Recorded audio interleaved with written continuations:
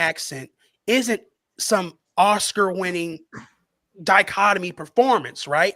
Anybody can come in with the same accent, same tonal, expressions and take over that role like this. This wasn't a Shakespearean type of performance. It was an amazing performance, but it's not a performance that any of our black, and then we're limiting other black actors that when we say that they can't rise to the occasion to take on this role. What is that saying about the other black talent that we do have? Exactly. And when you pose it that way, it really kind of highlights how that viewpoint was shaped and it didn't kind of happen organically. Because then you start asking people about certain names. Oh, what about Yalin Noel? What about Yahya Abdul-Mateen? What about Aldous Hodge? And then, he could do it. No, he would be great. He would be great. But then it's like, well, then what about nobody could do it before Chadwick? That's what I'm saying. I don't think that was, it might have been some people's organic thought. But to think that was a big enough portion of the fan base to try to kowtow to that with your IP, I didn't ever think that was a real thing, man. I thought that was internet talk.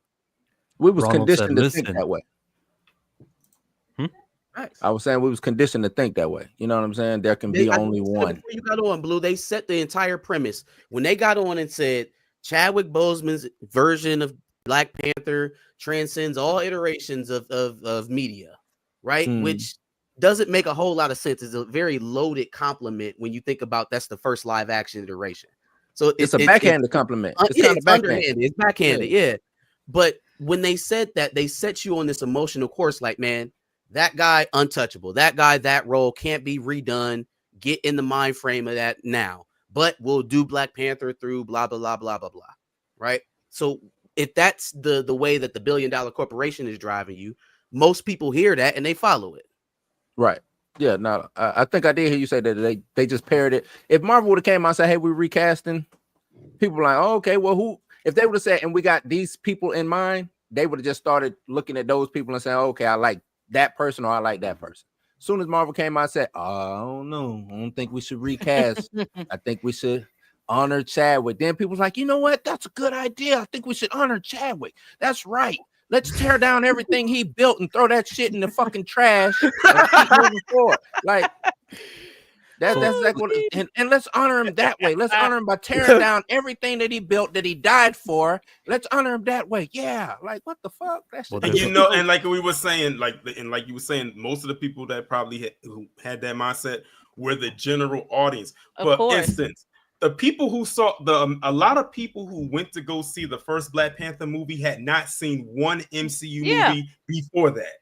Yeah, and for many of them, Black Panther was the only MCU movie they ever watched until Wakanda Forever came out, and that's the second. MCU movie they saw. And for many more, it was their only dealings with a superhero. Their only dealings with any type of comic book artwork or story, and that you have to respect it. I respect that. Side of it, what if they got their way? What's the time frame here? What's the time limit? So how long do we honor him for? Do we honor him from 10 years, 15 years, 20 years, 50 years? What's the cutoff? I always thought there was going to be a recast. I never thought that this was permanent. I never thought it. I'm like, they're just going through this thing right now. This is not the end. Now, how long that time frame was going to be, I don't know, but I do think that this was something they was going through, and Coogler was tied to it.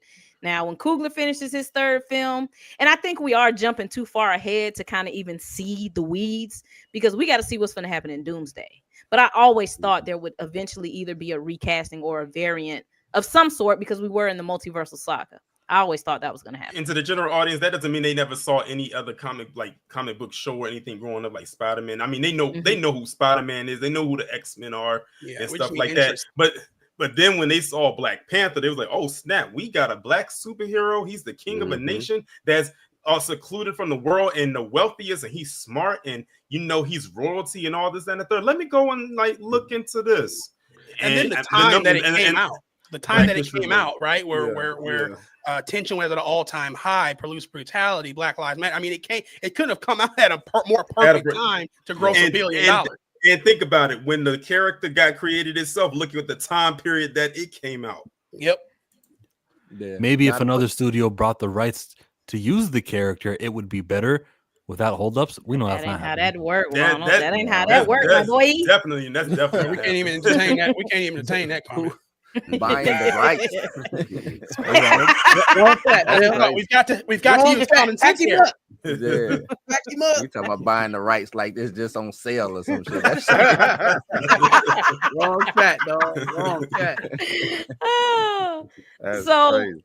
So where do we go for Doomsday? Is the question. Where are we going for Doomsday? That's the question. See, I think that whatever T'Challa they're writing, the Russos, meaning McFeely and the Russos, I think he's coming along with wherever Dr. Doom is coming from. So if that's the Fantastic Four universe, if that's another universe and Dr. Doom is just universe hopping to try and, get pieces to create Battle World or whatever. If that's the case, I think the recasted T'Challa or the one that went to space or the new version, the reintroduced character will be connected to Doom somehow, because it'll be a seamless way for them to do it. If we're going with the original version, right, it'll be a way for them to get over that Terrence Howard to Don Cheadle, that Harrison Ford from William Hurt. If you're already taking Iron Man as Doom, why not a different looking T'Challa? Yeah, we're good. If you can I get a new roadie? I would love to see Terrence Howard come make a cameo. Like as a variant, I think everything is on the table. I would not be surprised if Jonathan Majors shows up in Secret Wars. I think everything is on the table. I have a theory. I got a theory, and I don't know if it was said over here or maybe somewhere else. So we all know Fantastic Four is coming out in July. What if, and ironically, what if they at the end mention or somehow, some way, T'Challa was to pop up? And the reason why I say that is because he was introduced in the comics through Fantastic Four. And isn't this Fantastic Four a period piece? Like it's like back in the back in the 60s. It's we're in their universe. It's like an alternate universe. Yeah, it's not not necessarily a period piece, just a different universe that's kind of like stuck in that time frame. Old timey though. It is old timey. Yeah. Like old how they used to imagine the future back in the 60s. Like if they listen or some shit like that. And listen, if they was to do that, I might fall out my seat and roll down the steps. That would mean you would have had to had him casted last year then. Well, unless you just about to shoot a random post-season credit next month, which is always possible. No, they've done it faster than that. Chill. Remember they was walking somebody in underneath. Yeah, but he had on shorts with white legs though, didn't he? He had on pants. No, we made no skin color. That was not a black man body. That was not a black man body. That was like, what does that mean? We didn't see no skin. How we know? I could tell how he was humped. Wasn't no bop to it. Wasn't no hip hop in it. No rhythm. Nah, he was just walking. No, they tell black men don't just walk. Take the season out your walk. You know what I'm saying? Get stiff. You don't want nobody to know who you are. They're actors. Black men walk with like hot sauce. You know what I'm saying? Like just with some some type of seasoning. Not unless he's been paid to not walk like a black man. But we have we've got a rare opportunity here. Think about the next three characters we just mentioned, right? You got Dr. Doom. You got the Fantastic Four, so Reed Richards, and then you've got Iron Man coming back as a Dr. Doom variant, right? It gives the Illuminati all the way around, right? And so what I would love to see is to have Pedro Pascal's Reed Richards in Secret Doom, in Avengers Doom, to kind of at the end of that start bringing the Illuminati together, right? And you can't have an Illuminati without T'Challa. What they did in the Multiverse of Madness, I don't count it, but T'Challa wasn't in there. That was fan service. Yeah, that was fan for service. Sure. Mainly on the part of John Krasinski, because everyone had fan casted him as Reed Richards. That was my read. Which pisses me off because we listened to that fan cast, but recast T'Challa is not coming soon enough. And when we saw him in there, we was like, man, oh wow, they actually did it. Like that was literally. We got a chance, y'all. We got power. We got some power, guys. And then they gave you RDJ. That's nasty Sight. work. I'm not sure that the reporters and everyone who's doing these reports, so Cosmic Wonder, everyone who talks about it, okay? I don't think they're thinking the way we're thinking. We're going, yeah, T'Challa will be there for Avengers because that's the one that the Russos want. And that'll be a final, that'll be gone. That guy's gone. The regular main universe T'Challa that they're going to be using is still dead. Like the one that we want is dead. They are going to age up Toussaint. Well, we don't know. You're right. You're right. She me. We don't know that. But the reason I say we don't know is because after Secret Wars, what is the main universe? We don't know like what that kind of looks like. I don't think the sun is going nowhere. The sun, so the baby ain't going nowhere. So we did get a leak from what would have been Kang's movie, right?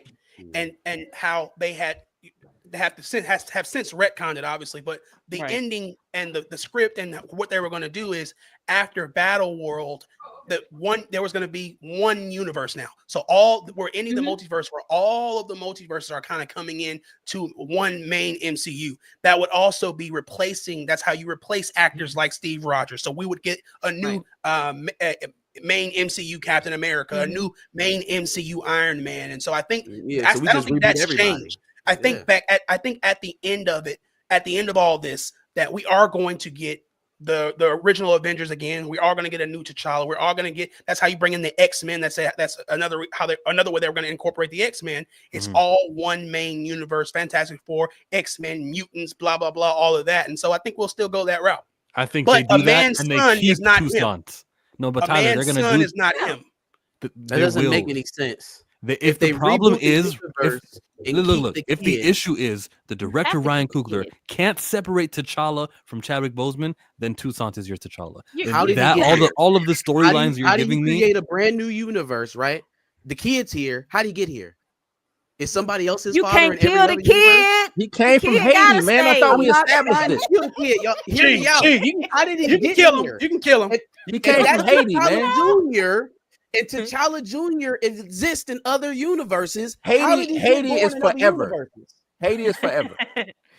So that kid and the line in that movie and the 1-2 minute scene that kid is there is not a promise or a guarantee of anything. It's just, this makes me feel better. It is. So we don't need to address him dying. We don't need to have him in the movie. Just like we don't need to have Iron Man in the Black Panther 3 movie. They're separate characters. Like they're not that necessary. He's gonna be there, chill. To Black Panther. I know. I'm very disappointed that all this like scenario you just played out right now it's gonna happen, and it's still Toussaint. But I said, like me and Blue said, in the new world, there could just already be a Wakanda there with a T'Challa there. Like there can already be there. That's how it should be, Tina. But I think they are hell bent on getting this Toussaint shit over. We need to snap him away. He needs to be snapped. That's why I said I don't think he's going away. I would love for Thanos to show up and away. Because Thanos is done. Let's say if we do keep that storyline, if he does become the new Black Panther, think about all the stereotypes that come with. Because now you got a bastard born out of wedlock who now they don't like us to call him a bastard. Black Panther. I mean, technological terms, he's a bastard. Right? Who's born out of wedlock, right? What kind of the Black Panther T'Challa's a baby dad now, right? It's just it don't make sense, man. It's just not a good baby dad. That's kind of scary too. Especially when he was yelling at his daddy in the ancestral plane a movie before for doing the same thing to his cousin. Yeah. So I'm gonna yell at my father.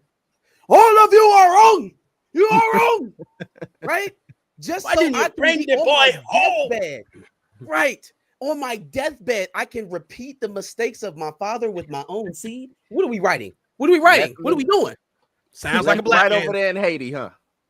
Because that made all the sense in the world. It could end there until you extrapolate it out. Look how the story starts. T'Chaka kills Njobu, who is a made-up character, not actually his brother, kills Njobu over him trying to, steal Wakandan weapons and spread it across the U.S. and fight for black people here, right? Kills him. Then his father, then he grows up. He gets killed by Ulysses Claw, leaving T'Challa. Then T'Challa dies, leaving Toussaint over there. Then we got Ramonda leaving Shuri by herself. Now we're just gonna keep perpetuating the same trope over and over and over again. Broken families, even in I didn't even think about that, Marcus. Family. I forgot. Yeah, shit. Taking all the parents away. Every parent gotta die. Kill them all. Dog, we can get out of this movie with it. You want to go to Creed with it? Adonis Creed. You want to go to Fruitvale Station? Oscar Grant left his child behind. Like it's just yeah. Well, the thing is, with Fruitvale Station, that was a true story. So I mean, like, I know he couldn't get it, but you know what? They couldn't get away with that. Story? It's like he's taking Fruitvale Station like it was a true story, but it's like he's taking Fruitvale Station everywhere he go though. Like, and again, he didn't leave it in Oakland. Like he just, you know what I'm saying? He didn't leave it in Oakland. He personalizes it all of it. He takes everything in as a creator and then writes it again. He can't compartmentalize. And guess what? Every last one of them were profitable. Exactly. Every last one of them. And that's why they left the decision up to him, because no matter how we feel, Kevin Feige could not look that man in the eye and say, "Fuck what you feel. We're making the decision." They're looking at it like, we trust you, your vision, to handle this the same way they trust James Gunn and the same way they trust the Russos. They have these pockets of people that they let them just do their thing, and we just kind of back off. I don't know if I believe that 100% though. I think that could have been a conversation had, and there was no. It was. Remember, I said he basically deferred to let the niggas handle it. That's exactly what the memo said that was sent out.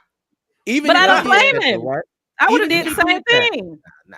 Based off it, the pool that we got for Wakanda Forever. Now, Black Panther 1 did 1.5, 1.6, 1.4, right? I think. 1.4. Okay. So 3. Was it 3? Somebody give me a number. What is it? It made over $1 billion for sure. Made over $1 billion. 1.3. 1.3. 1.3. Yeah. So if it made 1.3, we're expecting at least $1 billion on the return on the sequel. At least. We're not expecting half of the return, right? We're not expecting anywhere around $800 million, are we? So now that we have proof of concept with you doing your thing, right? We taking the brakes off, we letting you make the decisions creatively with the IP, and that's the result. Minus $500 million. But they got every built-in. The thing is, they got built-in excuses for that, though. We didn't have our main character. We didn't. But everybody did COVID. It was this. Right? They didn't give Nia DaCosta that excuse. They didn't. Disney doesn't care. Disney doesn't care about those excuses about not. No. I'm not saying that Disney cares. We got to understand what Marcus just said. That's $500 million lost. I'm with you. Because thank God people had common sense not to show up to a Black Panther movie that doesn't have Black Panther. It makes no sense. And I say this is what Feige has done, and a lot of us have done, is we have made the character of Black Panther into a mantle. Right now, we know that it is a mantle. We know it gets passed down from generation to generation, but that wasn't the original intention. And if you want to talk about mantles, that means every superhero character is a mantle. Yeah. Many people have worn the S. Many people have put on the cowl. Many people have taken on the radiation. So many people have been bitten by a radioactive fucking spider. But guess what? Peter Parker is always going to be Spider-Man. Clark Kent is always going to be Superman. Bruce Banner is always going to be the Hulk. But then when you tell a Black person that T'Challa is the Black Panther, they say, "Oh no, sure he's the Black." It doesn't make sense. It's a difference between the Black Panther and a Black Panther. A Black Panther, right? I like when we see when we see T'Challa, we see the Black Panther. When we see Shuri, a Black Panther. I guess that's like the best example for us to. There you go. Yeah. All facts. So what do you see when you see this misogynistic? I don't like this misogyny that y'all. So what do you see when you see this guy? What you say? Is this a Black Panther? Is it the Black Panther? No, that's two sons. What are you talking about? You see what it says? This is my son, comma, two sons. No, it says he's right the real Black Panther. What are you talking about? What? He didn't say that. It says right. It's right there. It says right there. What are you guys talking about? That's what I saw. That's what Ryan sees. Well, here's the thing. If he grows up and he throws on the suit, he will be a Black Panther. He won't be the Black Panther. He's an IP with no foundation. No matter how hot and popular this new character who's Toussaint gets, even when he's older, he would just be the son of the Black Panther, but he won't be the Black Panther himself just because he has the same name. Video game developers in the future does not the going to have him in mind. Know that? Comic books won't have him in mind. It is a better question: is does the general public even care? And the question answer to that will be no. Will be no. Okay, all right, that's cool. who Now, they're let me talk to feeding the studio. I think we just proved it with the last movie. We can't say the general public doesn't care and they didn't show up to the degree that they did the first time. It still made they 100 care. million. It did not make Captain Marvel. It made $800 million. It was a flop, but the same way we can look at Lucasfilm and see how every film since Force Awakens diminishing returns. That's something, right? It also doesn't was sold on T'Challa for it to be a problem. The film was also advertised with T'Challa with Chadwick Boseman's death, so I still want to give some credit to the original character also for. And it's when that guy's face isn't that poster that they had in the trailer, when he's not part of the marketing and he's completely out of it, which is what Black Panther 3 will be. We'll see if they can make that money with Toussaint. The curiosity factor is over. It was very attached to Chadwick Boseman. Toussaint. Sure. Well, you don't forget that they had to get very desperate here and cast Denzel Washington. So don't let that go over our heads that Denzel Washington will be in Black Panther in order to retcon the huge loss. Right? He just came out of Gladiator 3. As in regards to Black America, Denzel Washington is our president. Right? So. You cast him, you're gonna get people into the seats, and I feel like that is a cop out to a authentic story, and so we'll see. God, do you think? Do you think Ryan? Oh, go ahead, Marcus. I was gonna say we had another super chat. I wanted us to wait another 40 minutes before we did this one. Chill, cue the chat thing. Hey, my money don't jiggle, it folds. I like to see you wiggle for sure. It makes me want to dribble. Ride it in the Fiat. You really have to see it. Every parent is trash in Coogler's mind. That's crazy. But weren't you just about to say something about Ryan Coogler? You had him on your tongue, didn't you? You're like, wait, there's a super chat. But Tina was about to say that. Well, I was gonna ask Godhood Comics because he was like, they're bringing Denzel in to try to make up that profit loss. That's not a Marvel decision. That's a Ryan Coogler. Listen, when I tell you those two people ain't talking at the moment, they not talking. Ryan Coogler is off in the Hollywood Hills somewhere. You mean him and Denzel ain't talking? No, I'm saying like Coogler and Marvel. At the moment. Oh, they talking. Ryan is worried about that Sinners movie that's gonna. It's funny. It's funny she says that because Marvel cannot. All they did back in 2019 at Comic-Con was announce that there was going to be a Blade movie and then bring in Mahershala Ali wearing the Blade hat. They didn't shoot out one scene. They went through so many script rewrites. They had more directors going around at like a revolving door. I mean, it was you know what? Okay, the period piece, they're not going to do a period piece. Okay, it's a vampire movie. That's not going on. But what can I do? Okay, Michael B. Jordan, I have an idea. Let's go to Warner Brothers, our competitor. Let's show them how to do this shit. We gonna kill him, and we're gonna go and we're gonna make this vampire period piece where you're gonna be the main star. Hurt, you're gonna have a twin, but you're gonna play the twin, so you're gonna have two roles. So that means you're getting double the checks. So we're gonna do this period piece. It's gonna be a vampire. I heard film. It was supposed to be. And not only that, but let's not only do that, but let's after Ryan got off the phone with Michael, he hung up and clicked it. Call Delroy. Haley, I know you doing Kate Bishop, but you're kind of on ice right now. But I'm doing this project over this about a period piece, and it's over at WB. Are you available? He called up Haley, huh? Okay, he's and click Delroy Lindo. Delroy, Blade ain't moving.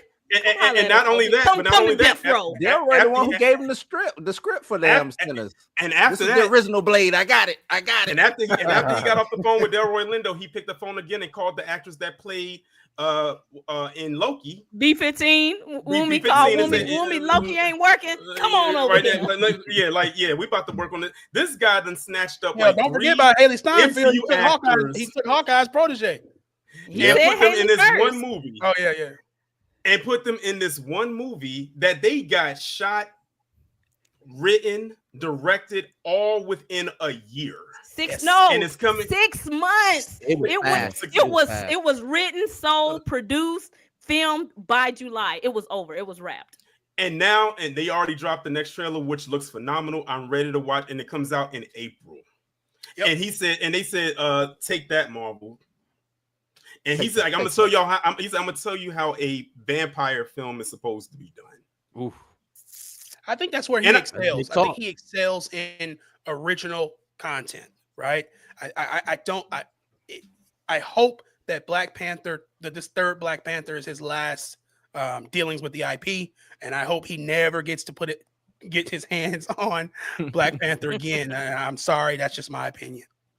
I'm telling you right now, when this movie soon as comes out, because I have no doubt in my mind it's going to do numbers at the box office.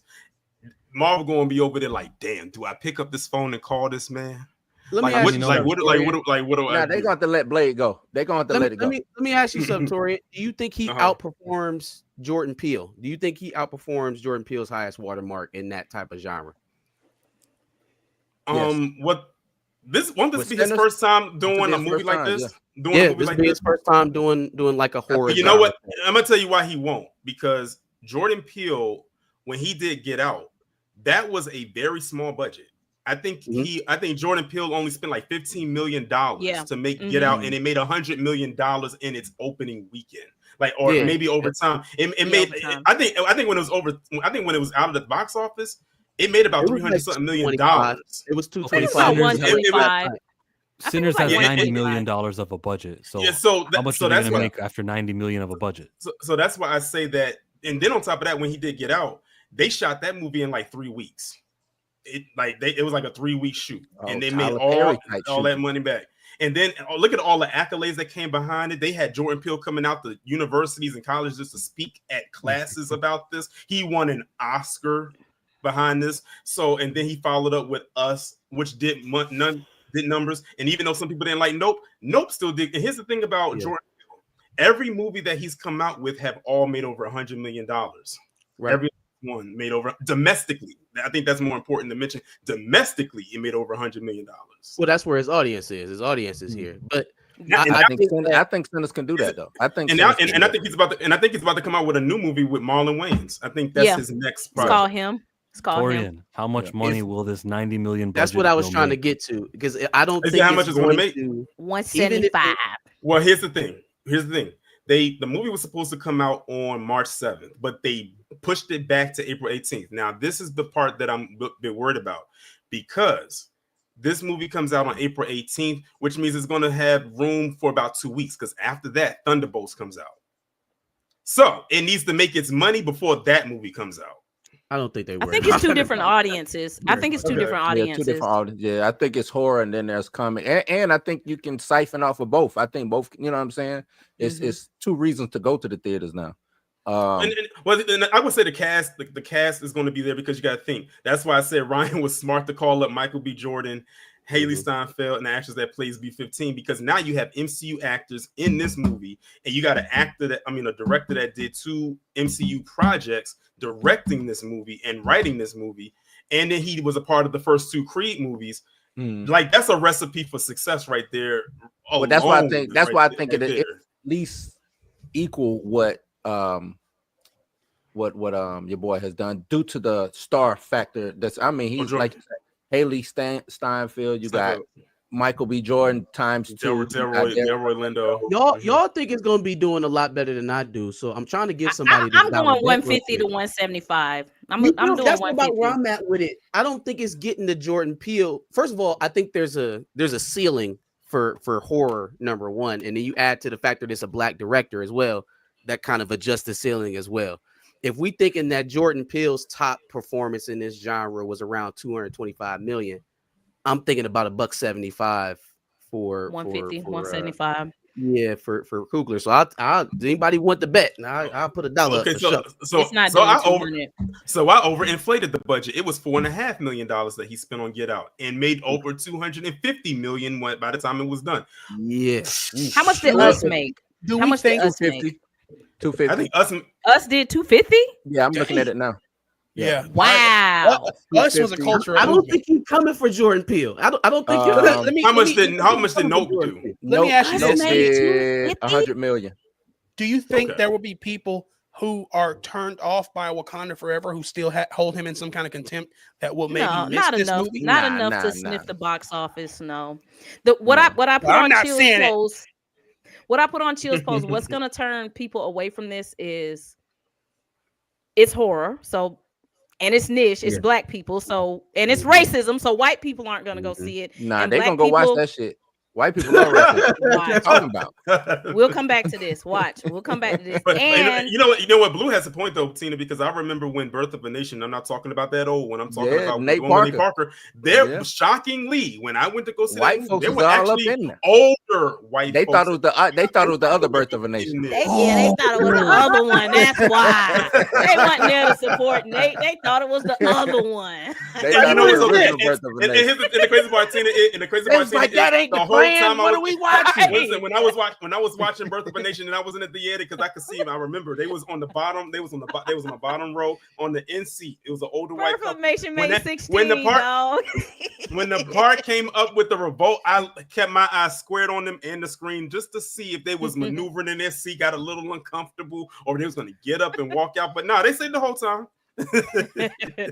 And I think black people don't like religion and supernatural and vampires. So I don't think you're going to get repeat viewing out of this. So that's why I can't see it touching 250. People watch Get Out twice. It's a new black audience though. That is that. Now that's true. It's a new black audience. Yeah, and then you also got to think, and like I said, it's voodoo in it. It's voodoo in it, and Christian what's up, stuff. Mark? I don't know. You gonna bet me $1?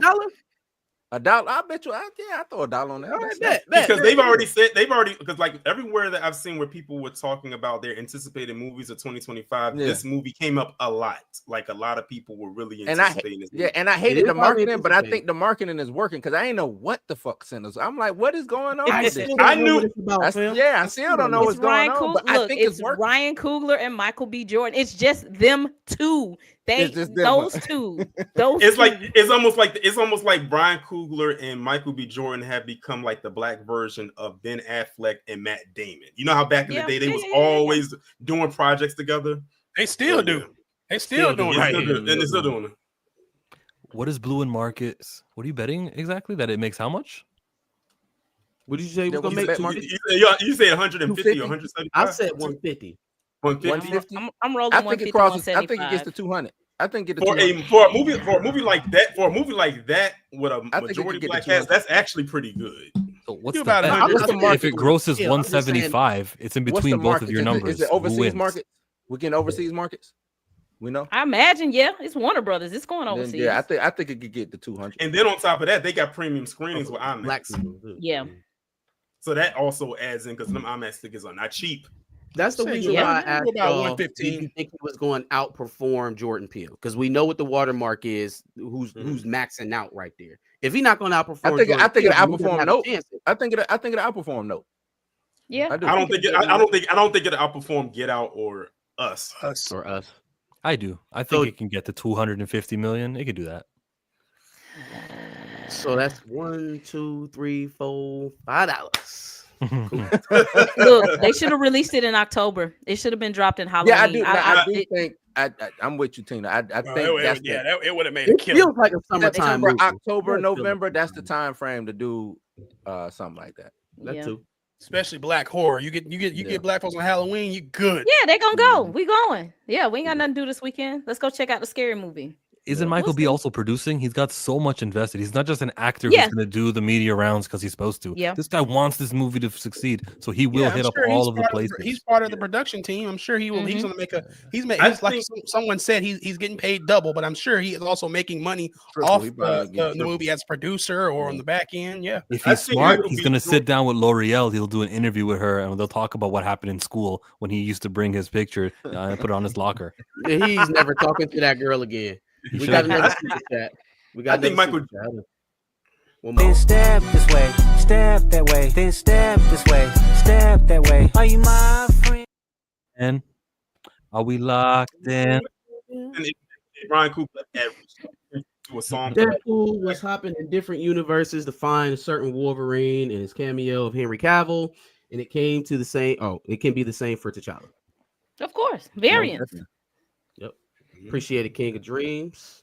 What it is, anchor beings, that new shit that they just added just because they wanted to add some new shit. Our anchor being is Wanda, right? We already got our anchor being in this universe. Anchor beings, they just be coming up with some shit. The anchor being is T'Challa. When T'Challa died, the Marvel Cinematic Universe went wonky and incursions started happening. That's what happened. T'Challa died, it died. Any reason to remind you all again that he is dead, they'll put that in the movie.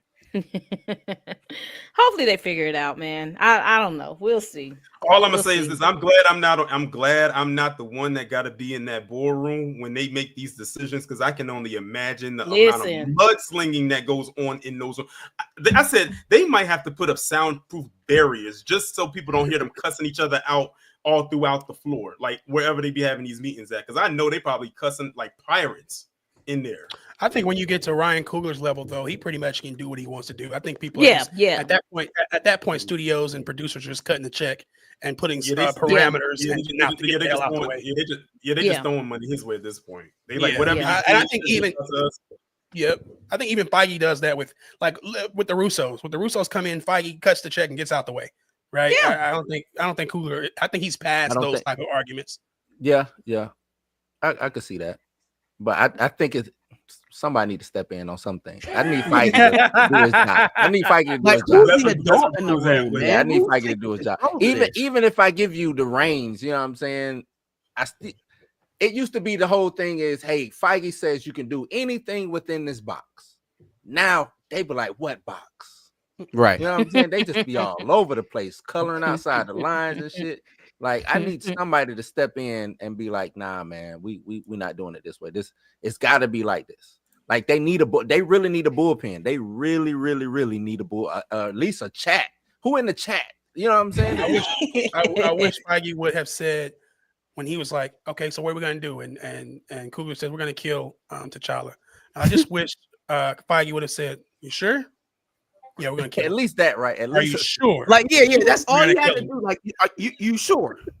The main character, take some time, take a couple of days, get back at me. We'll that's what he should have said. Hold on, wait, give me a week. Let's. I'm in New York right now. I'm in New York right now. We need to talk face to face. No. He should have said, Ryan, what we're gonna do is we're gonna send you on this remote location for about a good month to really think about this situation.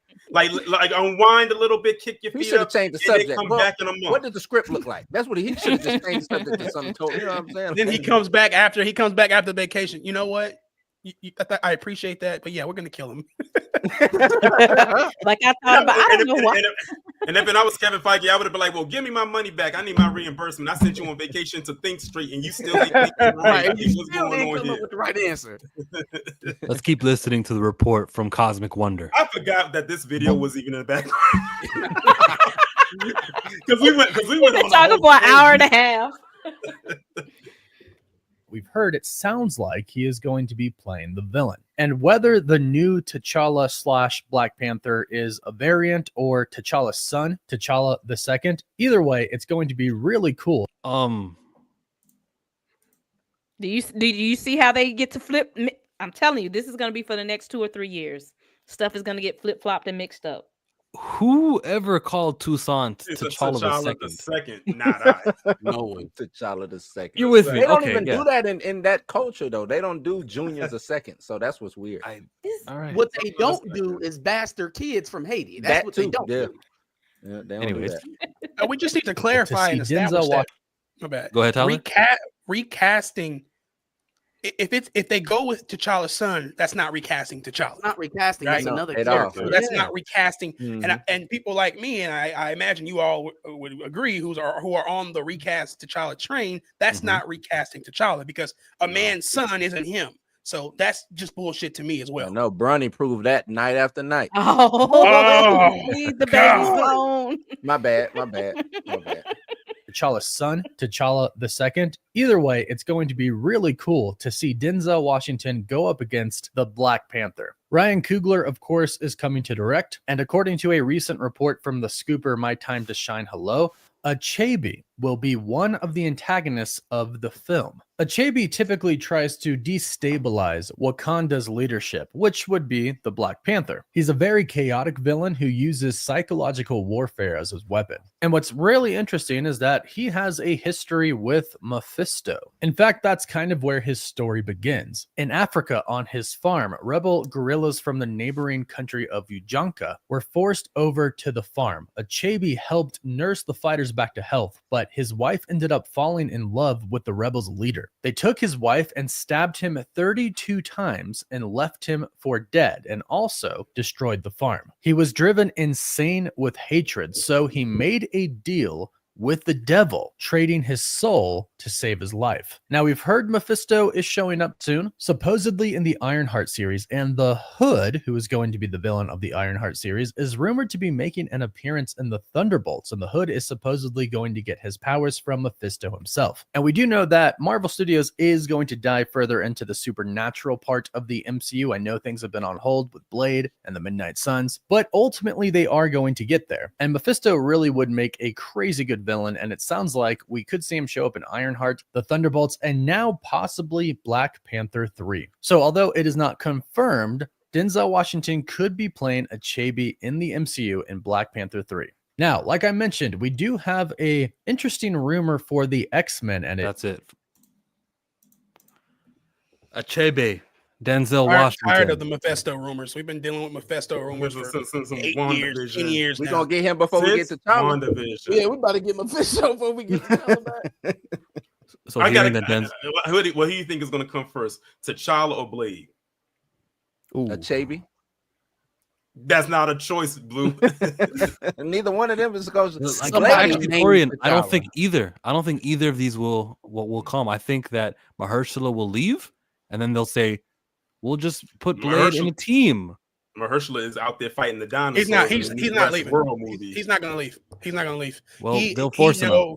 He knows. Yeah. If Marvel is gonna pull that plug. Yeah. Well, no, they're not. No, they're not. They're gonna pull that plug. Let me tell you something. If he understands and he's seeing that role as significant as Chadwick was to Black Panther. Good. He knows that he can really do something in that role, and it's Blade. Listen, somebody's gonna do it. So why are you gonna leave the project? Because somebody's gonna take the role, and guess what? When it does come out, it's gonna be a banger. It's gonna make money. And so he's gonna he's while sticking it out. Wesley is running around killing vampires, and he's still trying to work on the script that's never gonna come. You're right. He'll stay there till he dies. So I don't think that it'll happen. It won't be his fault, but it'll be the fault of the studio who will not going to forward this project. They'll give him the runaround. Then they'll wait for him to be in conflict. We're actually shooting this the same time you're shooting Jurassic World. Oh man, conflict of interest. And ironic. No, I do think they're going to force him out. That is exactly how they are going to force him. All right, so let's rewind to Torian's question. Which will come first? Hold on. Because Blade is not happening. What you got, Marcus? Hey, Pam. How we doing down there, Pam Entertainment TV? Doing well. Can you hear me? Am I vibrating? Absolutely. Okay, yeah. Make sure we introduce you just like everybody else. Tenfold. Commence. Now, the irony of it is that you have Mahershala Ali doing this Jurassic World movie, and ironically, Scarlett Johansson's in the same movie. On Scarlett's way out from Disney, she had to get into that little legal financial battle with them with Black Widow. So it's ironic that both people who have an issue with, as far as I'm concerned, Mahershala definitely has an issue with the MCU right now with and how they're mishandling his movie, and now they're both in this movie together. I can imagine the stories they had while they were on set about this. And he probably watched how fast Jurassic Park got made, and was like, "Oh, they know how to do this." Because it comes out this year. Yeah, it's they say, "Hey man, you want to be over there?" Yeah, oh, don't worry about it. We got the script, we got everything ready to go. Here go the money, we shoot tomorrow. Man, fast. They transfer them funds quick. They probably like, okay, we're ready to go. It's going to be one of the good. I'm hearing it's going to be one of the best Jurassic, films that we've seen in a while. I've actually enjoyed the Jurassic World movies. Yeah, that third one, based off the third book, I want to say. Third book, yeah. I've actually enjoyed the Jurassic World movies. Well, I liked the first one. I didn't really care for the second one, and I did like Dominion. So I hated Dominion. That was my least favorite one. Well, Marcus, did you like the one? The big fucking crickets or whatever the fuck. That can go to hell. Did you like the Wanda Wise? I did like the Wanda Wise. Wanda Wise. Of course, I had to give you a pro for the movie. I had to give you a pro for the movie. If there was one redeeming quality, it was definitely the Wanda Wise. The Wanda Wise. Yeah. We love Aurora Monroe. She need to show back up some type of way. Bring her back. I think she's going to be in this one. Good. Yeah. Achebe, y'all think it's happening? Yeah. Y'all think Denzel gonna be the villain? Achebe? Yeah, because that's all he was in fucking Gladiator. Why would? Yeah. I was thinking about when they were describing who Achebe was. I was thinking this is the same character that he was in Gladiator. When they say psychological warfare, this is the same character. They're just going to elongate his ears and put a grill in his mouth. Put a grill in there. He gonna be in Atlanta, Wakandan, or some shit like that. Like, you know what I'm saying, from Atlanta or something. Denzel don't do accents, y'all. He don't do accents at all. He don't. I was getting ready to. He tried to slide it in Gladiator a little bit, but I was like, nah. What is that? Mount Vernon? Where he from? Ain't he from Mount Vernon? Something like that. That shit was deep. I preferred the first scoop about what his role was going to be. That it was maybe he was going to be Aurora Monroe's father trying to find a cure, the mutant cure. I preferred that to Achebe. It feels like it had a little bit more impact than Achebe. I think they're going to end up treating him like Taskmaster or any one of the Thunderbolts or something like that. Like it's going to be a throwaway character at the end of the day. And we all know, you know, it's not something that's repeatable or something that's going to have a lasting impact. So if it's Achebe, I don't think that really changes the calculus for the movie. Him being Mephisto, but they already got somebody. Yeah, well, financially, he has to be. I think they got Borat, right? To play Mephisto. Yeah, Sacha Baron Cohen. Yeah, Sacha Baron Cohen. Yeah. And when I look at Sacha Baron Cohen and how his face looks, I say you were perfect for Mephisto. Yeah. I think the way he's been written recently in comics, like maybe like this last half decade, it fits. Some of the older versions, like the guy who took Johnny Storm's, not Johnny Storm, Johnny Blaze's soul. I don't know if that fits Sacha Baron Cohen, but what they doing with it now, they're not even talking about Ghost Rider. So I think it could work probably with to WandaVision and Billy and Tommy and all of that. I think it fits. How does for you comic book people, how is Mephisto and Riri matching together? Because they making it match. I don't. I was thinking because I was like, well, maybe because there was a certain channel that kept hollering and screaming about Mephisto, they were just putting Mephisto in because they believe that it's a fan favorite. But I'm just not seeing how Mephisto and Riri got it's together. because they're throwing the hood in her. So they're throwing the hood up against her, which the hood and Mephisto is make a deal. Connected. Yeah, they're tied together. So okay, the hood is attached to Ironheart because it shouldn't work though. It shouldn't work. It's lazy. It shouldn't work. Yeah, you know we're gonna make it work, but it shouldn't. The thing with Mephisto, he's the devil. He can really work anywhere, anywhere. And they're making him a businessman. So I mean, he could just. Anywhere. You making a deal with the devil? He's gonna be a businessman. You can put him anywhere. Mephisto be everywhere. I give you that. Devil's advocate type of situation. Yeah. Okay. Yeah. Devil's advocate. There you go. Advocate. That's it. Yep. Right. I'm with God on this though. He shouldn't work because we're gonna have Riri the thief out here stealing and being, you know what I'm saying, hustling and gang banging or whatever she out here doing, and then she gonna make the deal with the devil. And then she gonna make a deal with the devil. Yeah, like why Riri got to do all that, man? But she may not know he's the devil. You know what I'm saying? Because he's supposed to be a businessman. He's just gonna be like, you know, like they say, know who you're making a deal with. Like they said, the devil takes many forms. Many forms, yeah, exactly. Most people that make a deal with the devil don't be knowing. You don't know. Yeah, but you know, I wish they would have. There was a huge opportunity missed by them not, because 2008 Iron Man was just like, it set the tone for the MCU, set the tone for comic book movies, set the tone for superhero movies, and I wish we would have gotten back to that formula with Riri. That would have been some Oscar-worthy, viewing. Unfortunately for me, it just feels like they just kind of shoved everything in there, and I don't know, man. I don't know about these new MCU shows and these new. I'm skeptical of every new MCU project going forward right now until I see T'Challa back on screen. I was about to say, except for Daredevil, that's the only one they care about. Oh yeah, of course, yeah. Y'all ain't they don't even care about Spider-Man no more. I like Echo. I like Echo. Anybody feeling Echo? I like Echo. I think if y'all would have took, if y'all take Echo out and put Daredevil in her role, y'all would have said Echo was the best thing. Echo was good. Echo should have had Daredevil in there. Should have just been more Daredevil. Echo was not bad. I think people wanted it to be bad, so we already made it bad. Echo really was not that bad. I'm gonna tell you this. But I think that is part of it, though. The overall reputation is down. Yeah.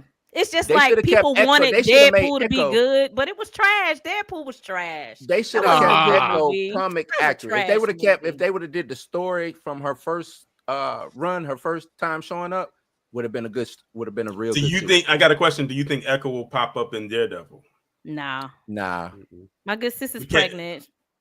What they should have done with Echo is took her. So when you said her first appearance, you talking about Michael Bendis, New Avengers? No, I'm talking about her first not her first appearance, but her first series. See, if they knew that they were going to do Daredevil with Hawkeye, if they knew that they were bringing in Daredevil, they were going to reboot that. They could have had that story arc where he goes and rescues her from the Hand, right? Like she was, they were kind of her crashing out trying to kill Daredevil and then finding out the truth about Fisk. Because we just got that in Hawkeye though. What? With but it was with Hawkeye. It was with Clint Barton. And it wasn't with Matt Murdock. Right. And the thing is, you know, then in the comics, didn't Echo and Matt Murdock have a relationship? Like, weren't they like briefly together, like in an intimate relationship? Mm-hmm. And it's crazy how they work. Off. Like, it's crazy how they work off of each other with their senses, because you know because he can't see, so she's his eyes, and she can't hear, so he's her ears. And that's why that fight was so good. I wish they would have done more, but that was a badass fight with that fight scene we had with them too. Oh, and Echo, yeah, that was and I'm glad they put that in the first episode. But that was it. Yeah. Bro, y'all telling me that bowling alley scene wasn't fire? Like, y'all, Tina, I didn't mind Echo. I didn't mind Echo. But you knew that they didn't care about it because they gave it to you in one day. Yeah. I think they cared. I think they knew the general, the fanboys. I think they knew. Okay, these people have already written it off, so let's throw it out there. But it was not bad. Yeah, that's not a reason to give up on the project. That's not a reason. The Marvel, they doing it like that. If you're releasing it all at one time, you don't believe in the product, right? You don't believe there's a good enough audience for you out there to get new subscriptions. If I got a schedule, I'm keeping my schedule. That's how you do it. You see what I'm saying? Yeah. Regardless, I don't believe in the project because I am looking at what I see, and I have to pivot and make a decision that's going to be best for the business. But that's what we say. You got to be able to pivot. You don't believe in the project. You're saying not if I'm seeing people saying this is woke, this is trash. I'm like, bro, this ain't finna work. They ain't finna rock with this. So you don't believe in the story, but that's what we're saying. They said that about Agatha. They said that. Agatha didn't work. Barbie. It's fun. They said that about what's the name? What was the with the one with Monica Rambeau in it? You know, everybody was saying it woke. Didn't work. That was trash too. Yeah, and that didn't make no. I didn't. I thought it was good, but it didn't make any money either. They didn't. Well, it didn't do that. They did in the water and just said, "Hey, sink or swim, baby, sink or swim." That's all. That's what they did. Because again, they are going with their with that particular fan base that that doesn't like for anybody to be in a movie unless they're palm colored and are men. Yeah, palm colored men. Huh? Yeah, that's the reality of it. I mean, that's the reality of it. They let Agatha fly. I don't know what it was about Agatha, but Agatha kind of coasted along. They didn't give as much trash on Agatha like I thought it was gonna get. Well, here's the thing: it had a decent story. That's why. I think they went after it initially because they was like, "Oh, why is she getting a show and everything like that?" And then after the show came out in the season, the show had its run. It died down because they had to eat their words. It was like, "Oh, it's because Penguin was on." Penguin was everybody was watching Penguin. We didn't have to worry about it. Everybody was kicking it with Oswald. You got a point there, but I can't knock that one. Yeah. I watched both. They both were good to me. Agatha got better towards the end to me. It got better and then it got bad. That last episode was horrible. Nah, I like that last episode, bro. That last episode was fire. I like that. I was like, Marvel being Marvel again. Big fight. No, last episode was Yeah, the last episode was the origin story where we saw she been killing people. Oh, not the last. I'm sorry, the centuries. second to the last episode. Second to the last episode. Got it. Because really, all Agatha was a setup for Billy to find his brother Tommy. That's well, really they should have done another for. kind of setup. Agatha was the worst MCU show. That wasn't a setup for. I wouldn't say it was the worse than Secret It Invasion. wasn't worse than She-Hulk. No, it wasn't worse than She-Hulk or Secret Invasion. Secret Invasion. Well, it wasn't worse than She-Hulk. It was worse than Secret Invasion. Secret Invasion was so bad. You guys want to talk about Black Panther? That's crazy. This is from Everything Always. He's reading off comicbookmovie.com. They go on to say, quote, "We've been hearing a lot about the plans for MCU's Black Panther in recent weeks. It all started when news broke that Marvel Studios is supposedly looking to cast the new T'Challa, with the prevailing theory being that the multiverse saga will somehow age up Black Panther Wakanda Forever's Toussaint. Also started before that with Denzel Washington, but let's continue. They go on to say, quote, "Regardless of whether it's T'Challa or a multiversal variant, the news that Black Panther will live to fight another day has pleased most fans. Following the late Chadwick Boseman's footsteps will not be easy, but a majority seem ready to see another actor honor his and the character's legacy." Okay, let's stop there because he's talking about the general sentiment of how people are feeling. I want to throw it to Tina. Is that what you're experiencing? It hasn't been an overall positive feedback to that news story that there's going to be a T'Challa return? No, I think I think just the overall sentiment, and I think there's a big word being thrown around. It's a variant. I think people swallow variants easy. Are we finna go to the ancestral plane and wake Chadwick up? Yeah, that ain't finna fly with the general audience. But variants, it worked. It worked for Mark Spector. We watched. Ain't nobody watch Moon Knight, bro. Come on, ain't nobody watch that. Look, Black man, people wasn't watching Moon Knight. It can't be right. I liked Moon Knight. I liked it too. I just saying I can't keep watching them make excuses to bring people back to life or the afterlife, or they went to damn Valhalla. They went to Valhalla. Now you telling me you can go to heaven for German folks, right? And bring back what's it called? What is her name? Jane Foster. But there's absolutely no way we could ever get this version of T'Challa back. That is exactly what they're saying. Black people are sensitive. They are so sensitive. Can you imagine?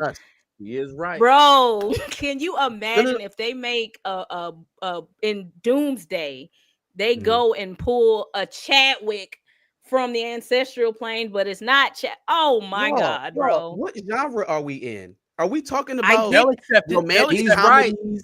Are we talking about this comic books? This is the basis of the entire genre. Is niggas didn't come to watch a comic book movie. They came to watch Chadwick. We do. That's exactly what they. Hey, you going to see Chadwick? Yeah, we're going to see Chadwick. They wasn't saying we finna go. Y'all finna go get that Marvel movie. We finna go watch that Chadwick movie, man. We finna go see no one said Chadwick. It was Black Panther. It was the brand. They didn't say that. Okay. I'm with y'all. It's very much possible, but I think like me and Blue always said, me and Chill always said, the buck stops with Ryan Coogler. What does Ryan want to do? That's why we have to get rid of him. I don't know. That's not what I always say. I always I didn't say you said it. I said when we talk, that's what I always say. They're leaving it up to Ryan. 2 movies, Tina. We gave him 2 movies. That's why it's time for him to leave.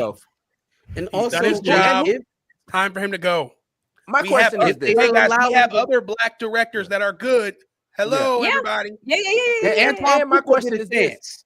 Yes, there you go, Antoine. Yeah. My question Fuqua is, turned it down.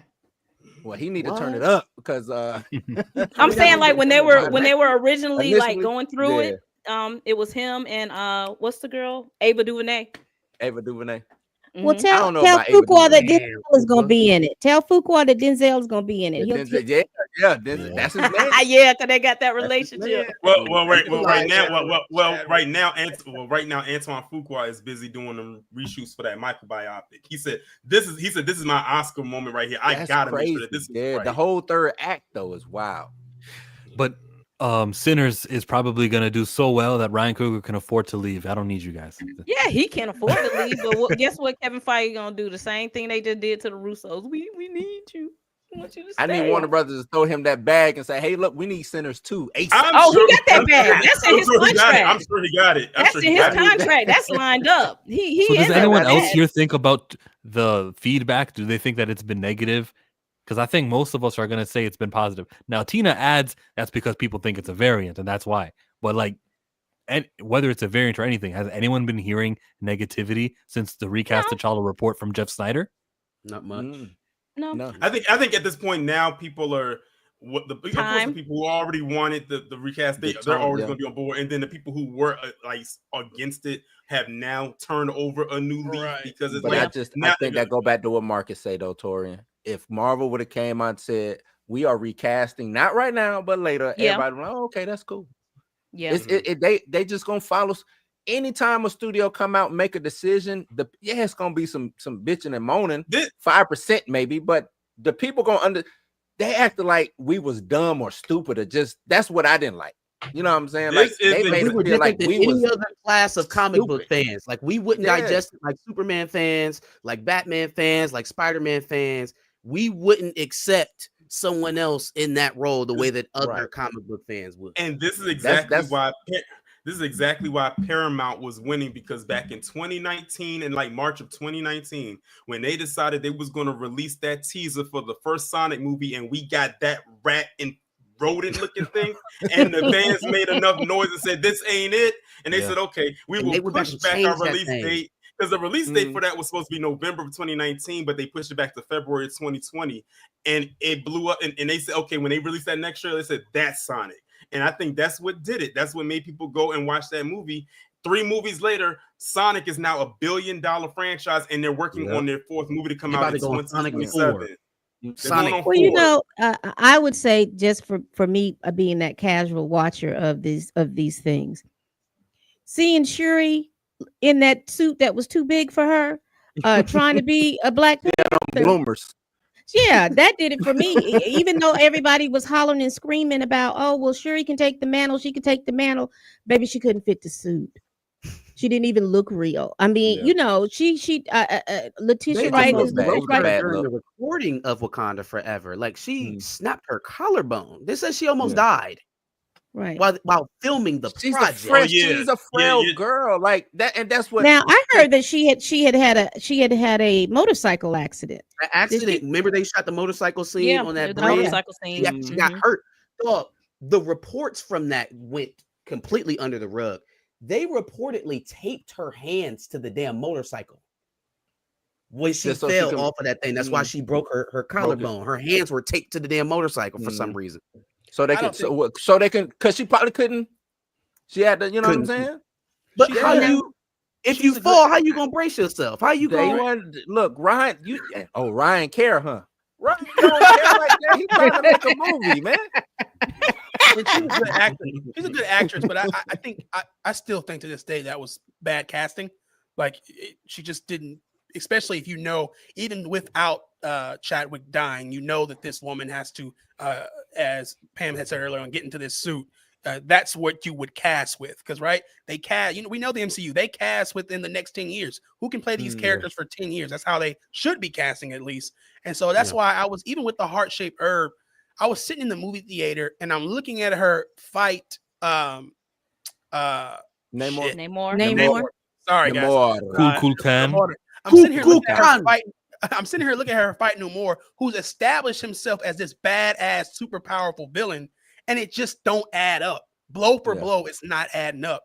And I'm sitting there and I'm thinking, and I'm heartbroken that was supposed to be T'Challa. And that would have been an easier sell than watching Jack Skeleton. No offense. I mean, she's in the suit. She's like Jack Skeleton fighting Namor. It just didn't look right. But that's how she looked in the comics, though. Her suit she wasn't built in the comics. She was she was slender. Pull it up, man. Pull up Shuri in the comics. Sure look like, they at least make her look like she's about 6'6", even though she's not. But they make her look like a warrior. What we really need to pull up is the biggest threat. And that's this. Stop talking about Shuri. It's like never bring up Shuri. This is a scene that happened, and it is the replacement. It is the next replacement. Shuri was a replacement, and here's another one. They want to hot potato the franchise. That's the threat. Toussaint with the herb is not gonna make it. Look at the baby now. Come on. He'll be older. They'll age him up. He ain't gonna make it. No, he need to stay in Haiti. What is that? And what is he? How is he gonna take the mantle when he's in Haiti? He's not gonna be raised up under all of that. Hey, there's an answer to that. There's a witty answer that the studio can tell you, and it's that we'll move him to Wakanda, and then we'll start calling him T'Challa, and we'll make him older. So what do you guys talk about? We'll get a bulky actor. When those are your arguments, there are very easy, idiotic studio. So how do you fix the black bastard? He can't inherit the throne or the Black Panther man. Yes, you have to be more wise with the criticisms that you use against the child when you're talking about him. Hold on. Why do you mean he's a bastard so he can't inherit the throne? What does that mean? The difference between Toussaint and Killmonger. It's the same thing. Hold on. If you're thinking about how Killmonger at least had the tattoo on his lip. And and how things are passed down. You better believe he gonna be in that. And Toussaint ain't got the tattoo on the lip. He can't. I ain't rocking with it. Y'all, come on now. We've all watched enough. We've all watched enough fantasy to understand that the bastard child of a king does not become the king. That's not how it works. That's not how it works in this universe, though. No, because Killmonger. We don't know who Killmonger Mama was. But Andre, how do you age up to child? You just put him in a quantum realm. It's easy. These aren't the problems. The problem is not. I hope he's old enough. It's not an age problem. They will age him up, and they'll give him the heart-shaped herb or the diamond-shaped herb, and that makes him older. It's easy to explain how he will get older. The problem is that this character impedes on T'Challa appearing. Be more strategic with your criticisms so that they can't answer really cleverly in the movie. Your problem was how does he get old? Well, why you guys always talking over me? Like I got important shit to say, and you're always talking over me when I have the most important shit to say. TJ Toussaint is a problem just by him existing. It's an IP with no foundation and no reason to return to doing him. He can give him 3 movies. They only gave the first version 1 movie, and he was a supporting cast in 3 others, right? So he had 4 appearances. They can give this character Toussaint, cast Damson Idris. They can give this guy 10 movies. And all of that will go for naught. All of that love and exposure this character gets will stop appearing because when things reboot, they'll just use actual T'Challa. So we are wasting resources, limited, finite resources that are important to use on representation on a non-existent IP, on a foundationless character. Because you're thinking about him as Toussaint and everybody else isn't. They're going to think about him as T'Challa. Because he is Toussaint and he's not T'Challa. He did say his name was Toussaint. He said, I get it. I get it. What's your name, little child? She said, "What's your name, little bastard?" That's what Shuri said. And he said, "My name's Toussaint." Toussaint, little bastard. Look, like Killmonger's name was Eric Stevens in Dujaka. Hey, look. I'm just saying, they done laid the framework for all this, y'all. Yep. And you know what else they laid the framework with? The primary character of the franchise now has a competitor within his own franchise going by the same name. There's going to be kids watching going, wait, who's this new guy? I don't like T'Challa. Wait for him to die because he's supposed to die. That's how the movies went when I was a kid. Wait for him to die, and then they're going to bring up Toussaint, and he's going to be the new T'Challa. You guys, I don't think this is just... There's one way to fix that. I don't think it'll permeate like that because there isn't a mass amount of media behind Toussaint. There were tons and tons of media behind T'Challa before we ever saw him on the big screens. He was an established character. People knew who he was. Those kids that went to go see Black Panther for the first time in 2018 had fathers and uncles and older brothers and cousins that knew of T'Challa. Ain't nobody preaching Toussaint to these kids. Today, nobody's selling that. You're right. Today, not but even after 10 appearances, they're not even pitching it to themselves because they're not going to watch it. So while I agree with you, it is a threat to keep hot potato in the mantle. I think until they start to perpetuate little Toussaint and start showing him on other platforms in the comics, in animation, stuff like that. Well, we literally have one appearance. John Stewart, Green Lantern, was in 5 seasons of Justice League, and some of you guys say he's the one, he's the real one. When Hal Jordan is the primary Green Lantern. An animated show as opposed to one appearance in one movie for 2 minutes. And Green Lantern is different from the Black Panther. Okay, cool. There's the Green Lantern Corps, and there's Black Panther, one guy, singular. So after Toussaint is aged and he's the primary T'Challa, he's Black Panther. He'll have more appearances than T'Challa has. That's what I'm talking about. That's my Jon Stewart comparison. A lot of you guys, Yeah, because you grew up in that pivotal time, point. you grew up in that time where that was your Green Lantern. You couldn't see anything else. And to your guys' brains right now, you think that he's the primary one. God help you. No, I don't. The same thing will happen with Toussaint. I don't think Green Lantern. I don't think Jon Stewart is the primary. And I hate we're getting off topic, but no, that's not how that works. Green Lantern. They established in DC that Green Lantern is this whole massive. It's like being in the army. Marvel is establishing Black Panther is this whole massive hot potato in the mantle. No, they're not. They're establishing one mantle being passed down from spot to spot to spot. That's different than what Green Lantern is. And you better hope, Eyes of Wakanda don't build upon that too. So I'm interested to see what they do. They are going to build upon the passing of the down. That's canon, and Coogler was involved with Eyes of Wakanda. I want Eyes of Wakanda to have to. I want Toussaint and Eyes of Wakanda so badly, so that they put a scene of him. He's not going to be. I'll tell you why. I was going to answer why. You guys just have to wait and let but me that's talk. Adding to what you're saying. You don't want. You don't want him to be because you're not waiting for me to answer. So let Chill kill. This little thing, this little picture that I put on screen all the time. You know, I'm talking about a real life actor. His name is Divine Love. Cool guy. Wish the best for him. But it's kind of hard to criticize without having at the back of my head someone going, "How are you going to talk about a kid like that?" Now you animate Toussaint, I could talk about that character, all the memes I can make with that kid. That's why I want him in there. It's not because I like the character. It's not because I want to perpetuate it further. It's so that I can make memes. Gotcha. You can make memes now. Why are you scared to make memes now, Chill? It's insensitive, and I don't want to open myself up to that. To anyone who wants to use that again.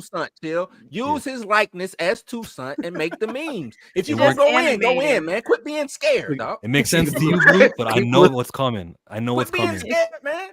I tell you this all the time, Chill. You cannot.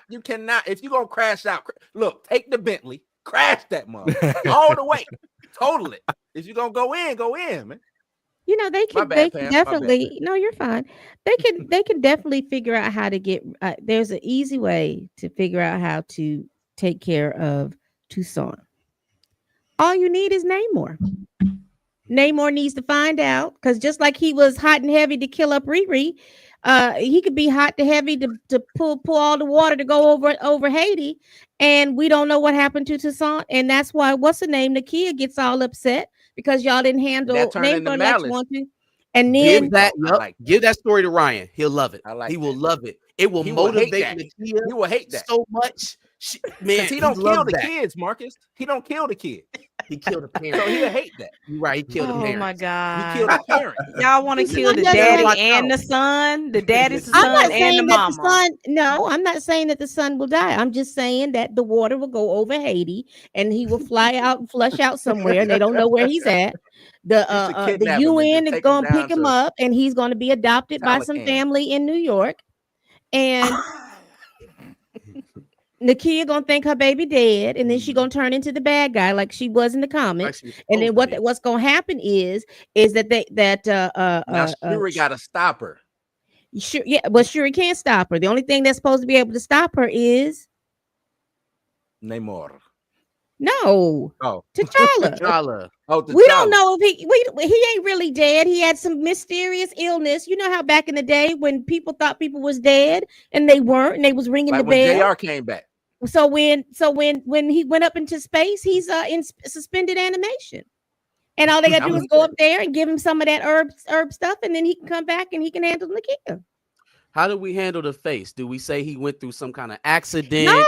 Y'all got to do like the folks in the soap operas. Yeah, I was about to say that. When somebody changed characters, stuff like that, it was just a big little thing. So and so will now be played by Jack Black. Period. That's it. And we went on.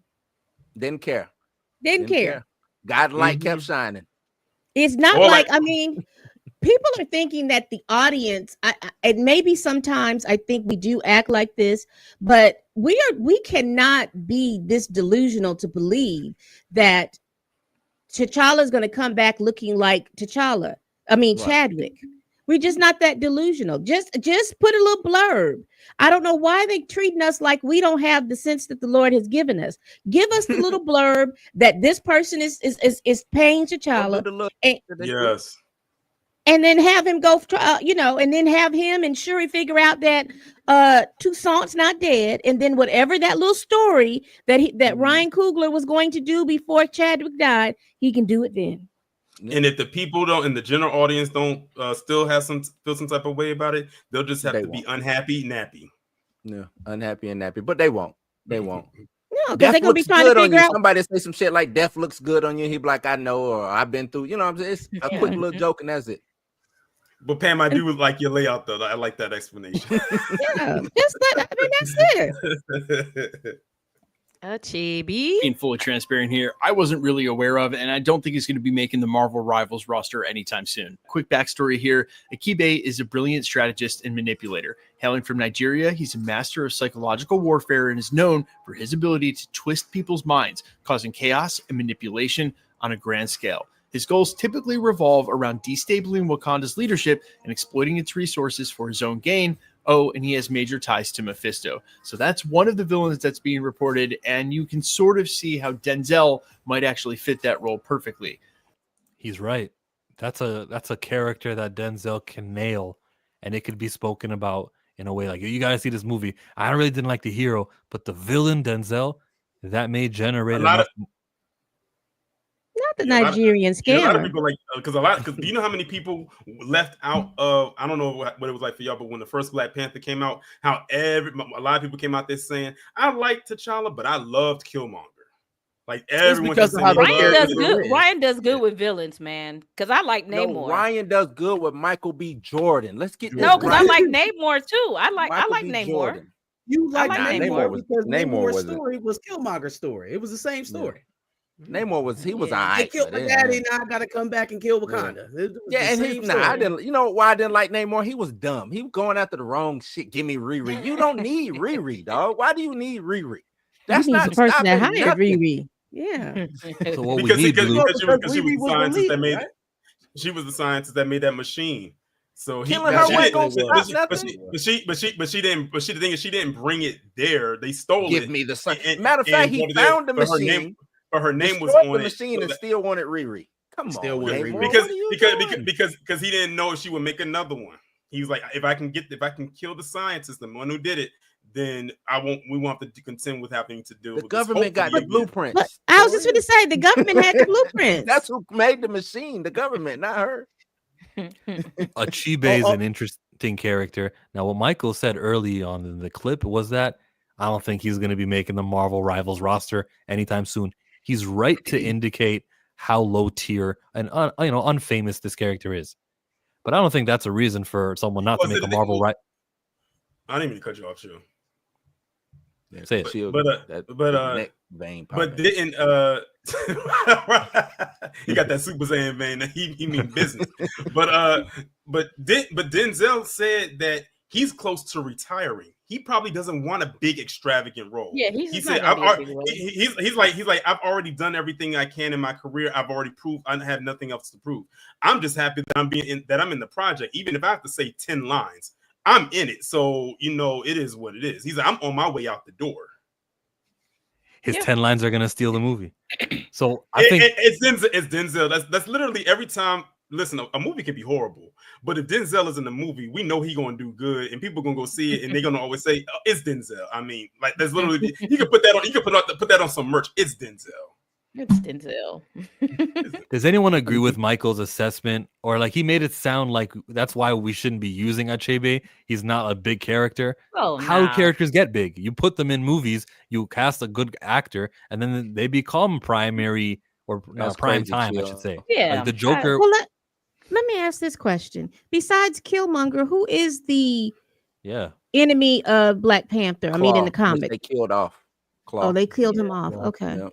Got him on up out of there. Claw Namor. And then they turned M'Baku to M'Baku. Initially, and they killed Killmonger. And the thing is, in the comics, Killmonger wasn't even related to T'Challa. They weren't related. Yeah. They both lived in Wakanda, but they were just always enemies. Yeah, they were always fighting. They were not related. He just had a different stance than Didn't somebody bring Killmonger back from the dead in the comics? Yeah. Black Panther did.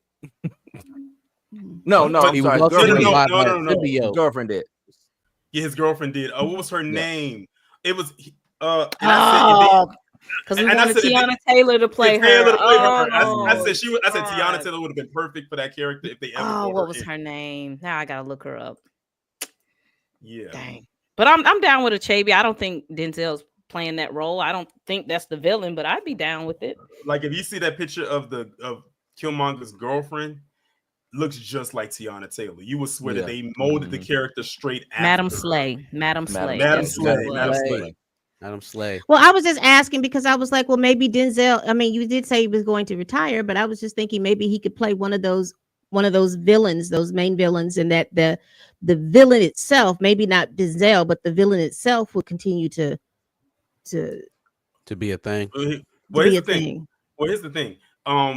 We may not know too much about this character. He may not be a big character and everything like that, but because Denzel is playing it, he's going to make it memorable to the point where people are probably going to leave out of there and look up who this character is and see what the arc is and all the story is and everything like that, just because Denzel is playing it.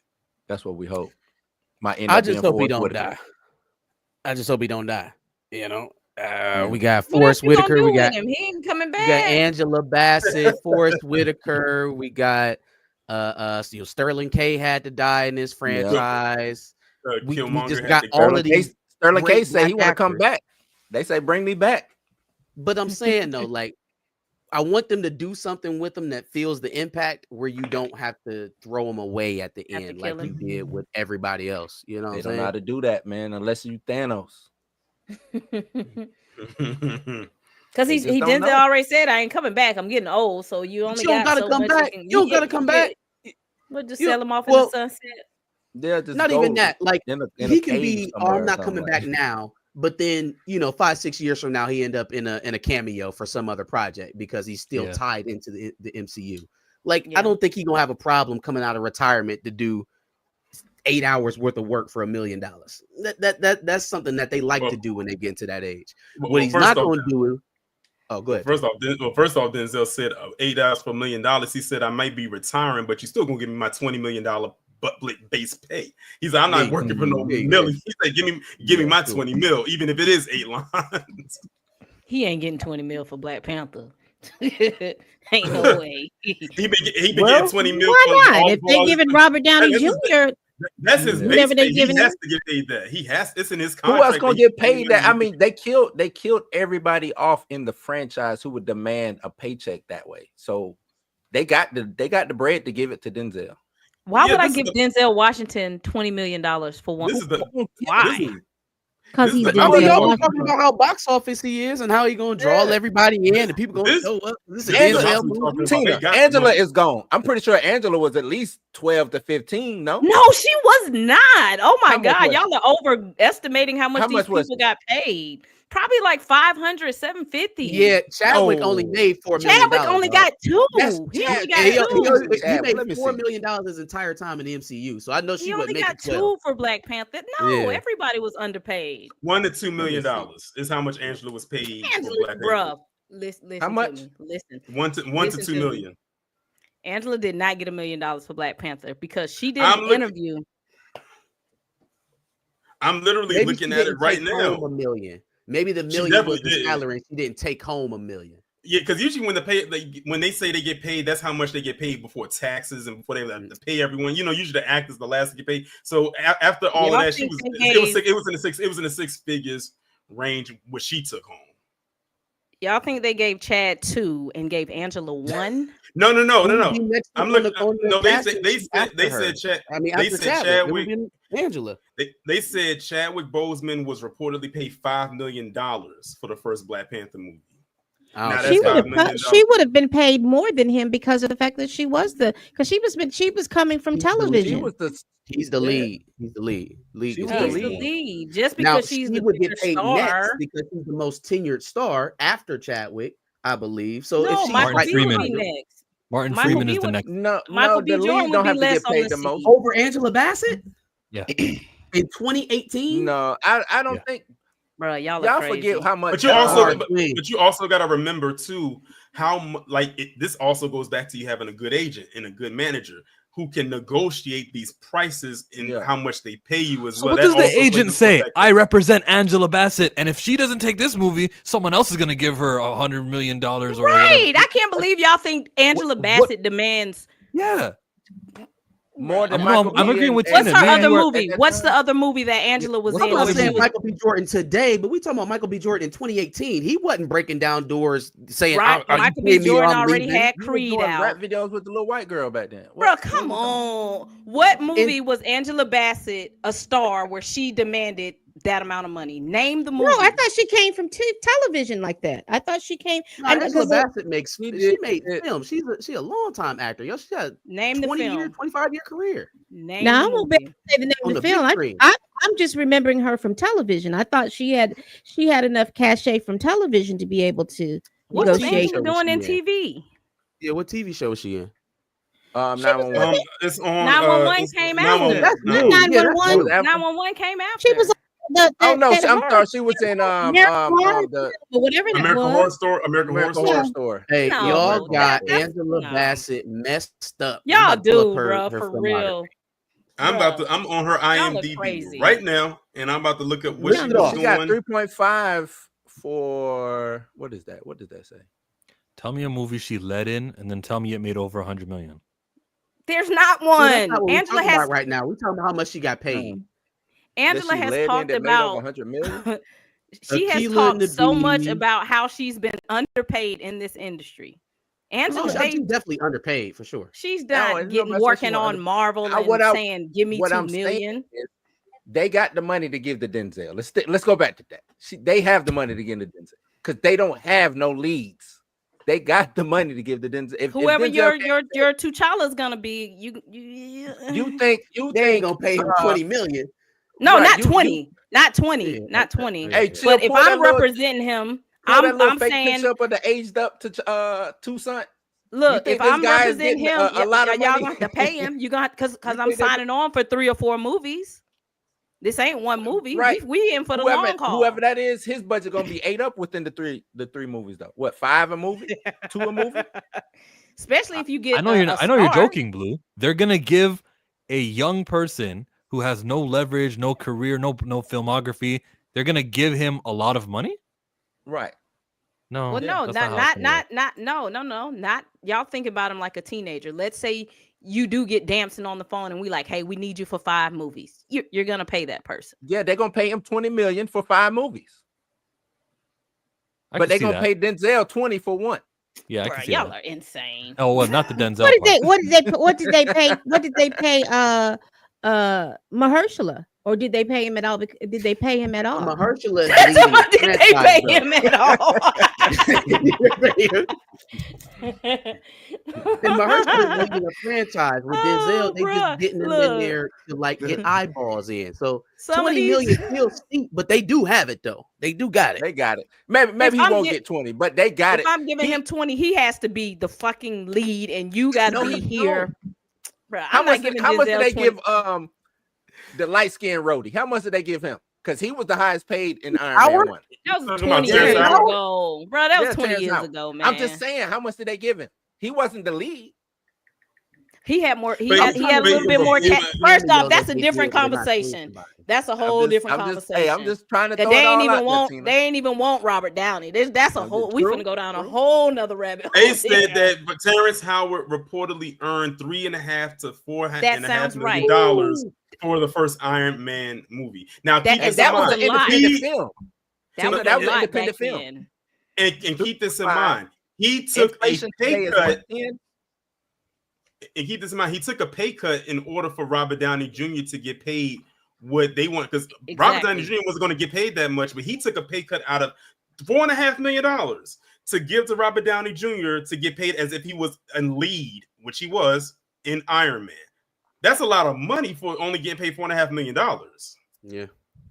And look at how much Robert Downey Jr. has made every movie since then.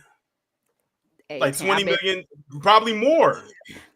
That's why they said we got to stop doing that's why they said we got to stop doing these franchises where we're constantly bringing these people back and we're paying them all this money, mainly because of him. But you bring him back as and how you're okay with that? That makes sense. Yeah, how come we're okay with that? And that's a different story versus ain't nobody okay with that. I think that shit's trash. Yeah, it's just trash. Okay, with what? I missed what? Talking about Robert Downey Jr. getting paid all this money over the years as Iron Man, and then they say that they don't want to go that route anymore because it was costing them too much money. But then you bring him back as Doom, just to pay him more and pay him even more money. That's even crazy. RDJ is getting 20. Y'all talking about Denzel finna get 20. Denzel. Come on. Come on, Denzel y'all. Look, Denzel can get 20. They ain't even give Jonathan Majors 20. Hell 20? no. He deserves it, but are they going to give him 20? Is the All answer. he has to say is what's the line? Plymouth Rock didn't land on me. He just had to put one of his good lines. If I was Kevin Feige, I'd be like, do we really need Denzel for this role? I'm literally looking. I'm looking. You think Kevin Feige is worried about he letting the niggas handle it? I thought we established this already. I thought now when you get to mess with that budget, now when you get to mess with that money, that money different. No, hell that no. money a little different. Marcus, we lost $500 million from letting the niggas handle it. We can afford 20. We can afford 20. Okay, let me read this right quick. And this is coming from the Hollywood Reporter, and it was dated December 30th, 2024. So this is very recent. It says the Hollywood Reporter reports that Denzel takes home $20 million per movie, while Celebrity Net Worth says he easily earns $60 to $80 million in a year, where he's acting and producing in several films. And it also says that he has, however, earned more money in certain roles like American Gangster, where he reportedly earned $40 million. Now you gotta think, American Gangster came out how many years ago? If you adjust that for inflation, oh my God. That's close to 100 million. That's close to 100 million today. I think that's Denzel sitting home in his bed, like, do I want to get? I need 20 if I'm gonna get up out of the bed. I need 20. But if he got Ryan Coogler on the phone, say, look, I ain't got about 5 or 7, but I really want you in this role. He'll do it. That's a big. I mean, maybe he do give him the brother discount. Denzel is a walking bag. Maybe he do give him the brother discount. Huh? Absolutely not. He got Marvel behind him. It'd be one thing if it was Ryan Coogler's by own little himself. That's production what I'm saying. They printing money over there. They printing. Yeah. Look, they made the Marvels and threw it away. That's how you know that they printing money over there. What say, Tina? I said it's crazy. I think this literally they printing money. What is his net worth? What is his current net worth? Oh, let me look that. Hold on, let me look that up for you. That would be easy math. Yeah, let's see if he really getting that 20 mil a project. Because what Gladiator is his biggest film. It's not. It's not like he be booming the box office now. As of October of last year, Denzel's net worth is $300 million. Ooh, that sounds about like 20 million a project. 4 projects a year. That's me getting up out of the bed. If I roll out the bed, I need 20. I could really just sit. I really ain't got to do this. I don't think that they would not pay him 20. I don't think that they would not pay him 20. I'm wondering what he made when he did The Equalizer. So you about to keep making. I know those are smaller budget films. Yeah, those that phone's gonna blow up. I know those are smaller budget films. So if he did get 20, he took the budget. He took a quarter of the budget. He probably got paid on the back end. They said Denzel Washington earned $20 million for each of the 3, so that's $60 million. Damn, there you go. Equalizer. And that budget had to be no more than 70 a piece. Well, I don't know, because them John Wick budgets, but John Wick it started off small and then they got a little bigger. So I don't know. Hey, to Takru, how you pronounce your name in the chat? He said Gladiator tanked his reputation, but it didn't tank that bank account because he got 20 million. It didn't tank that bank account. How did a movie that, like Tina said, grossed more money than any other movie in his entire career at the latter half of his career end up tanking his reputation? Yeah, how did that take his reputation? That don't even make sense. Listen, when Denzel announced that he was getting ready to retire, notice some stuff started coming out about him. He started talking recklessly. Then he said, I don't got to be classy for these people no more. I did that for the first part of my career. He said, I'm letting excuse my French, Pam and Tina, I'm letting my nuts hang right now. Yeah, you can when you get there. Yeah, you get at that spot, you can say what you want. When you got movies lined up, but you can tell what he said. Oh, go ahead. I was just gonna say, when you got movies lined up with Coogler, Nolan, McQueen, who was the last one that he mentioned? Like, if that is your like swan song, then yeah, like you said, it's fuck off time. I don't really have to say anything to protect my income or protect my next job. I got my last 5 right here, and I'm out. Spike, so Spike, he doing something with Spike. Yeah. And he said, he was like, these last movies they're things that I want to do. This is like this is what I want to do. This ain't do I really need to get up today? So yeah, I think when you at that level, you can be like, this is a passion project. This is something that I'm passionate about. I'll take whatever. But y'all bullshit. But I'm hitting Marvel though. Everybody else, I'm hitting Marvel though. I'm hitting them over there. And I think he wants to do it because he hasn't done I don't think he's done a comic book movie. He hasn't. He said he wants to do it. So yeah, and what a perfect time for him to do it. He's nearing the end of his career. He just didn't know.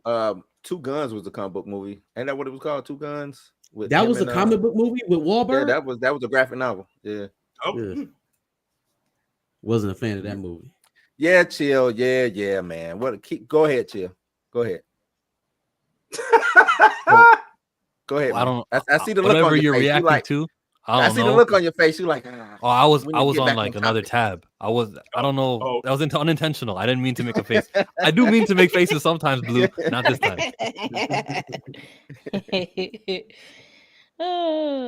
We got a super chat though.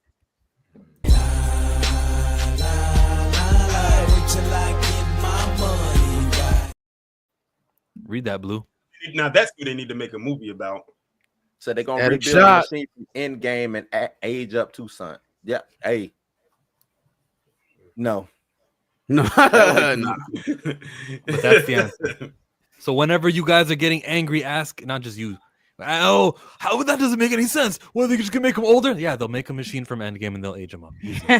So don't make that your complaint. But you know what? I'm kind of glad that this was a blessing in disguise, so to speak, where this happened. That way we can have these discussions. Can you imagine what the discussion would have been like if it didn't go this way? Like if they actually did recast him, what the conversation would have looked like, what it would have sounded like? We would have been being picky. Oh, we don't like that actor. I think if they would have did it like Chill said, if Chill said they would have sat down, maybe took some time, talked to Simone, bring Ryan out, bring the family out and say, we love Chad, but now we have Aldis Hodge who's ready to keep I think it would have been received better. I think if you just plop someone down, that leaves too much conversation, and dialogue for people to speculate. I agree, Tina, but when did the audience get invested in his wife? It's not about the audience being invested in his wife. It's Ryan Coogler. When did the audience get invested in the director? Like,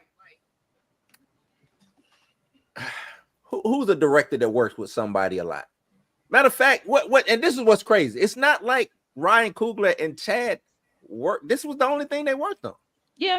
He act like Chadwick was his muse, huh? That ain't his muse. Yeah, Michael B. Jordan. Michael B. Jordan muse. That's his muse. Not Chadwick. So it's. But like I said, think about it in reverse. Think about this is RDJ who just passed away after Iron Man 3 and John Favreau. Iron Man 3. And, yeah, John Favreau. Yeah, John Favreau. Iron Man 3.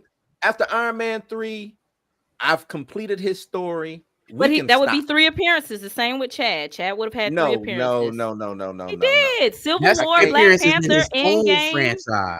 No. Because by the time we get to Iron Man 3, how many appearances is that really? About 6. About 6. Is it? Is it? Yeah. Is it about 6? Because it would have been. That would have been 2 Avengers. Iron Man 1, 2 Avengers. 2 Avengers. Yeah. About 5. Then he showed up at the end of the Hulk. I think. 4. Shield said 4. Well, if you count the end of the Hulk, you're right. Yeah. 5. I think we would be still having this conversation if it was RDJ. I don't think this is a Chadwick thing. I think this is a studio connected to one actor and they passed away, and now we got to figure out how we finna move forward. But we've seen this before though, with other major studios, and they haven't taken it to this degree where they are trying to permanently tie the role to the individual that passed. Hell, we've seen this instance with the same studio with other actors, and they haven't followed suit. They're not even consistent in their own messaging.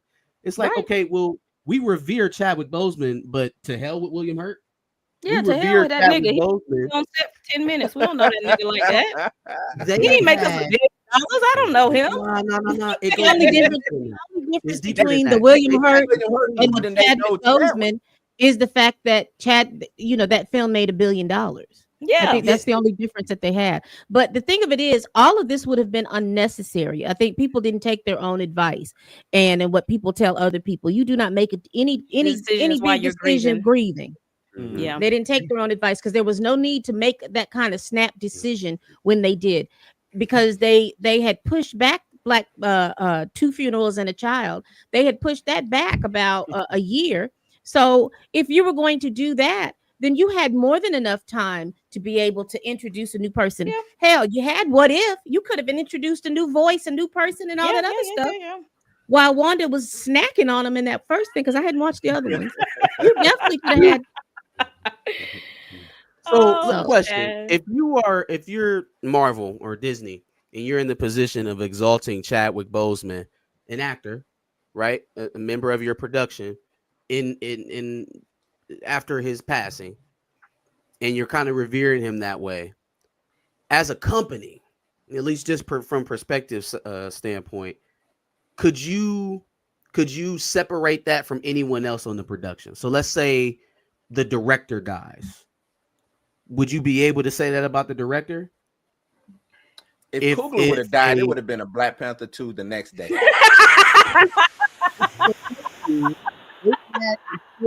Die on the set since Chadwick Boseman passed, and we've had no mention, we've had no regards, we have no we're praying for the family. They didn't even mention it, or I guess we'll see because it happened on Wonder Man.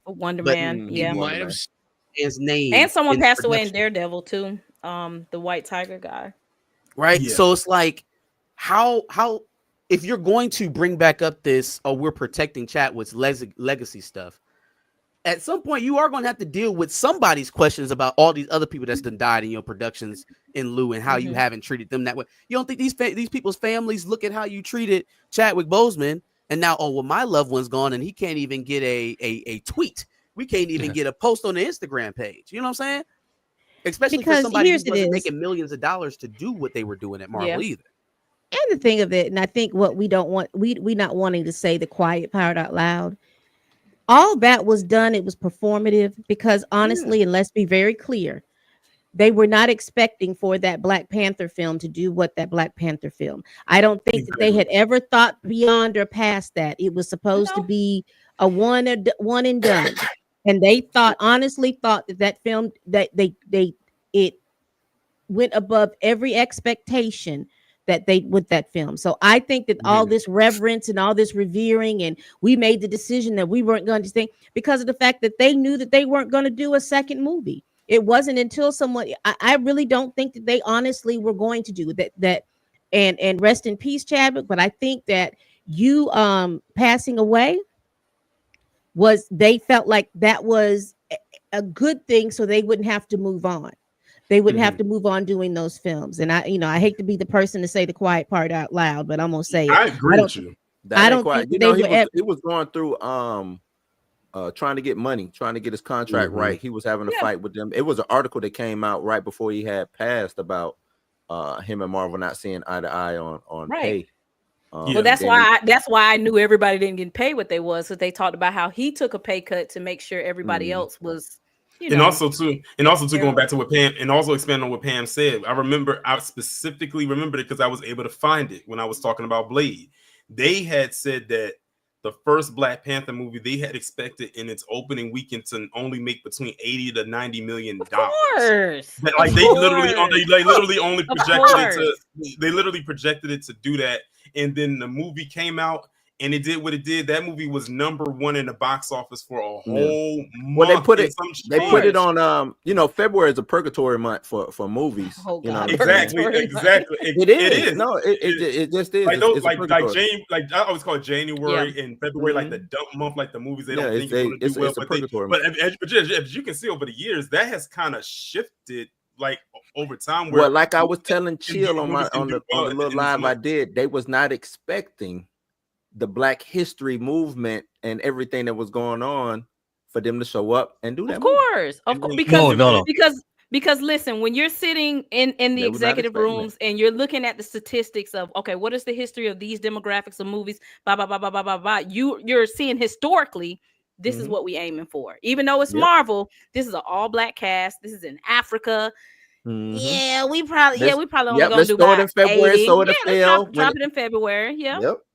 Yeah, Creed 3 is a very melanated movie. You can't that say movie that Creed released came after. That movie that came after Black Panther released in the month of March. It was March 3rd. Why didn't Warner Brothers go, oh, we could capitalize on Black History Month and we can put it on in February? Because they had what's his name in there? Creed is a Rocky built-in franchise too. They had Rocky in there. It was already. They didn't need that. They didn't need the Black. Yeah, they didn't need it. I don't know why Till's not understanding. Now, if this was not Creed and it was called Joey Badass, they might would have tried to slide it into that. Creed is a built-in franchise already. Yeah, Creed had an established audience. It's people showing up off of Rocky, just for Rocky came out. No, I'm just saying it's still people following that Rocky storyline. And they saw, and the thing is, they saw what Creed did, you know, because like it was Michael B. Jordan coming in, but they still had Sylvester Stallone in there as a supporting character to keep the I guess I wasn't clear enough.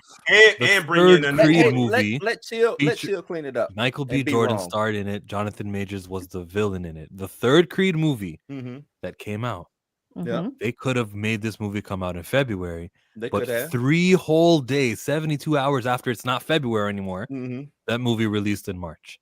It did. If Black History Month was actually a marketing tool that was tangible and not it happened to land on February, which is a terrible movie month, which is what we think about these Black movies. We can just convince people we're doing it because it's Black. We can tell them we're celebrating. If that was the case, they'd have done that. That was Warner Brothers, right? March 3rd release, which is 3 days after February. All you had to do was move once, like 7 days the other direction. Let me ask you a question. And you could have claimed that you're doing the Black History thing, and you would have gotten those Black History dollars you were claiming exists in February. I wasn't listening because I was talking over you. Actually, you were talking under me. I wasn't done my answer. That's cool. What did they release in February? I don't remember. Take that year. Get Out. 2020, what? 2? That was 29. Oh, never mind. What are y'all talking about? He's talking about Creed 3. It's kind of not the point. He's talking about Creed 3. Creed 3 came out in March. It came out in March. It came out in March because didn't Ant-Man and Quantumania come out in February? Yeah. So it would have had some competition that it didn't want. If you dropped in I'm moving and Jonathan Majors would have been against himself. Yeah, he was doing marketing and stuff. Yeah, I'm not coming out in February when a Marvel movie is out in February. I'm not doing it. But going back to what I was saying about Get Out, that movie came out in February, and look at what it did on a $4.5 million budget. It's all right. Chill, don't understand. And if anything, that movie fit perfectly for that month when you think of when you know the story of it. Yeah, what the story was. Look. I'm not saying it's always going to be there, but Black History marketing is a tool to use to get a little extra boost. They dropped that movie. They dropped Black Panther in February for a reason. What did they drop the second Black Panther in? The plan was they didn't need to. They didn't need to drop. The plan was to do it in May. Right? Because why not repeat? Because they were going to go for a summer thing. They said, let's do the summer. Let's just do a summer. Because once they realized, this is actually a profitable franchise, we're going to put it in the best place possible, which is. Of course. You just said That's it. You my just said point. it. Once they realize it's a profitable franchise, point. But when they didn't think it was worth it. Yes, I still need to try to make the best money I can. Yeah. You want to know what's it's a Black movie. Let me put it with Black history to get as many Black people I can to watch this movie. You want to know what's so interesting? Hypnotized. You want to know what's so interesting? The first 2 Bad Boys movies came out in the summer. I know the second one came out in August. I can't remember when the first one came out, but they waited a whole decade and some change to release the third one in January, the dump month, and that one made the most money out of all of them in January. And the fourth one that came out last year came out in June. What date was it? Was it MLK? I just want to know. Was it around MLK Day? Hold on, let me look. See, I'm picking up my phone again. Just want to know. You're gonna have to keep that phone out. Right. I want to listen to more. Look at more reports. Charles Murphy said in that tweet up there. I know. I already knew. January 17th.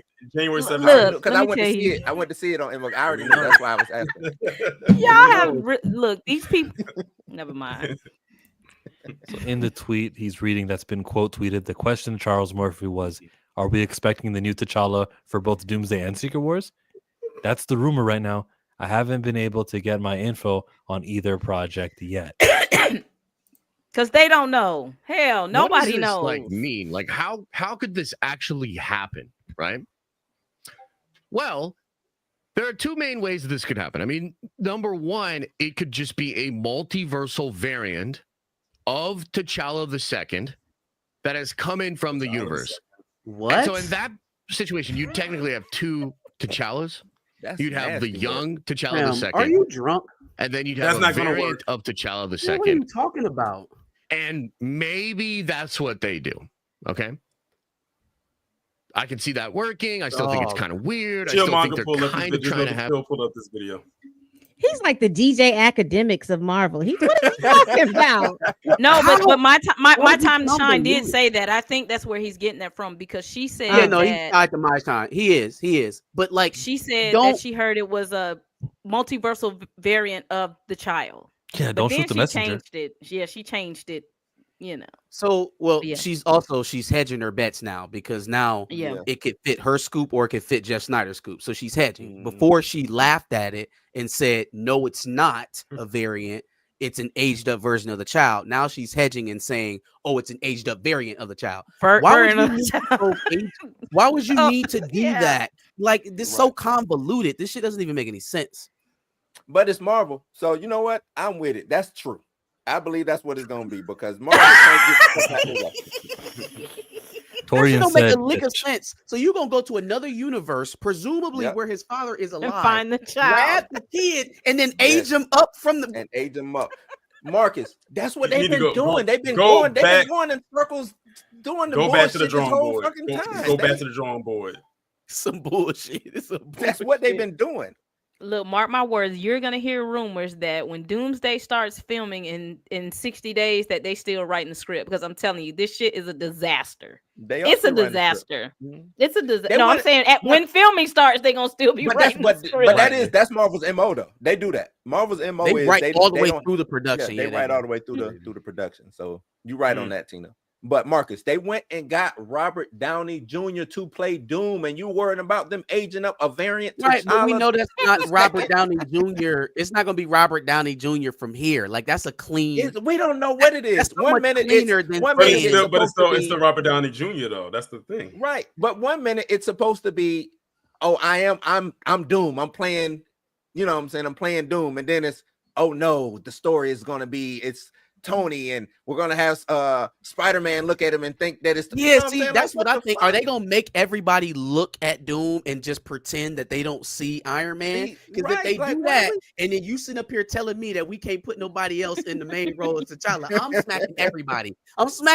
If you gonna make Tom Holland stare Robert Downey Jr. in the face and be like, "Who's this guy?" Then I'm walking out. I'm gonna get up and walk out. So they're referring for the second time in a video today. I don't know who sent out the memo. They refer to this little thing as T'Challa 2, T'Challa the second. The second. That's the memo going out, though. You're right, Chill. They keep calling him T'Challa the second, not T'Challa Jr. I think it's because we keep calling him TJ. So they want to get away from the whole T'Challa Jr. situation so they can properly promote him the way that they want to promote him. Because we've destroyed T'Challa Jr. We've taken that and turned that into woke. That's our version of woke.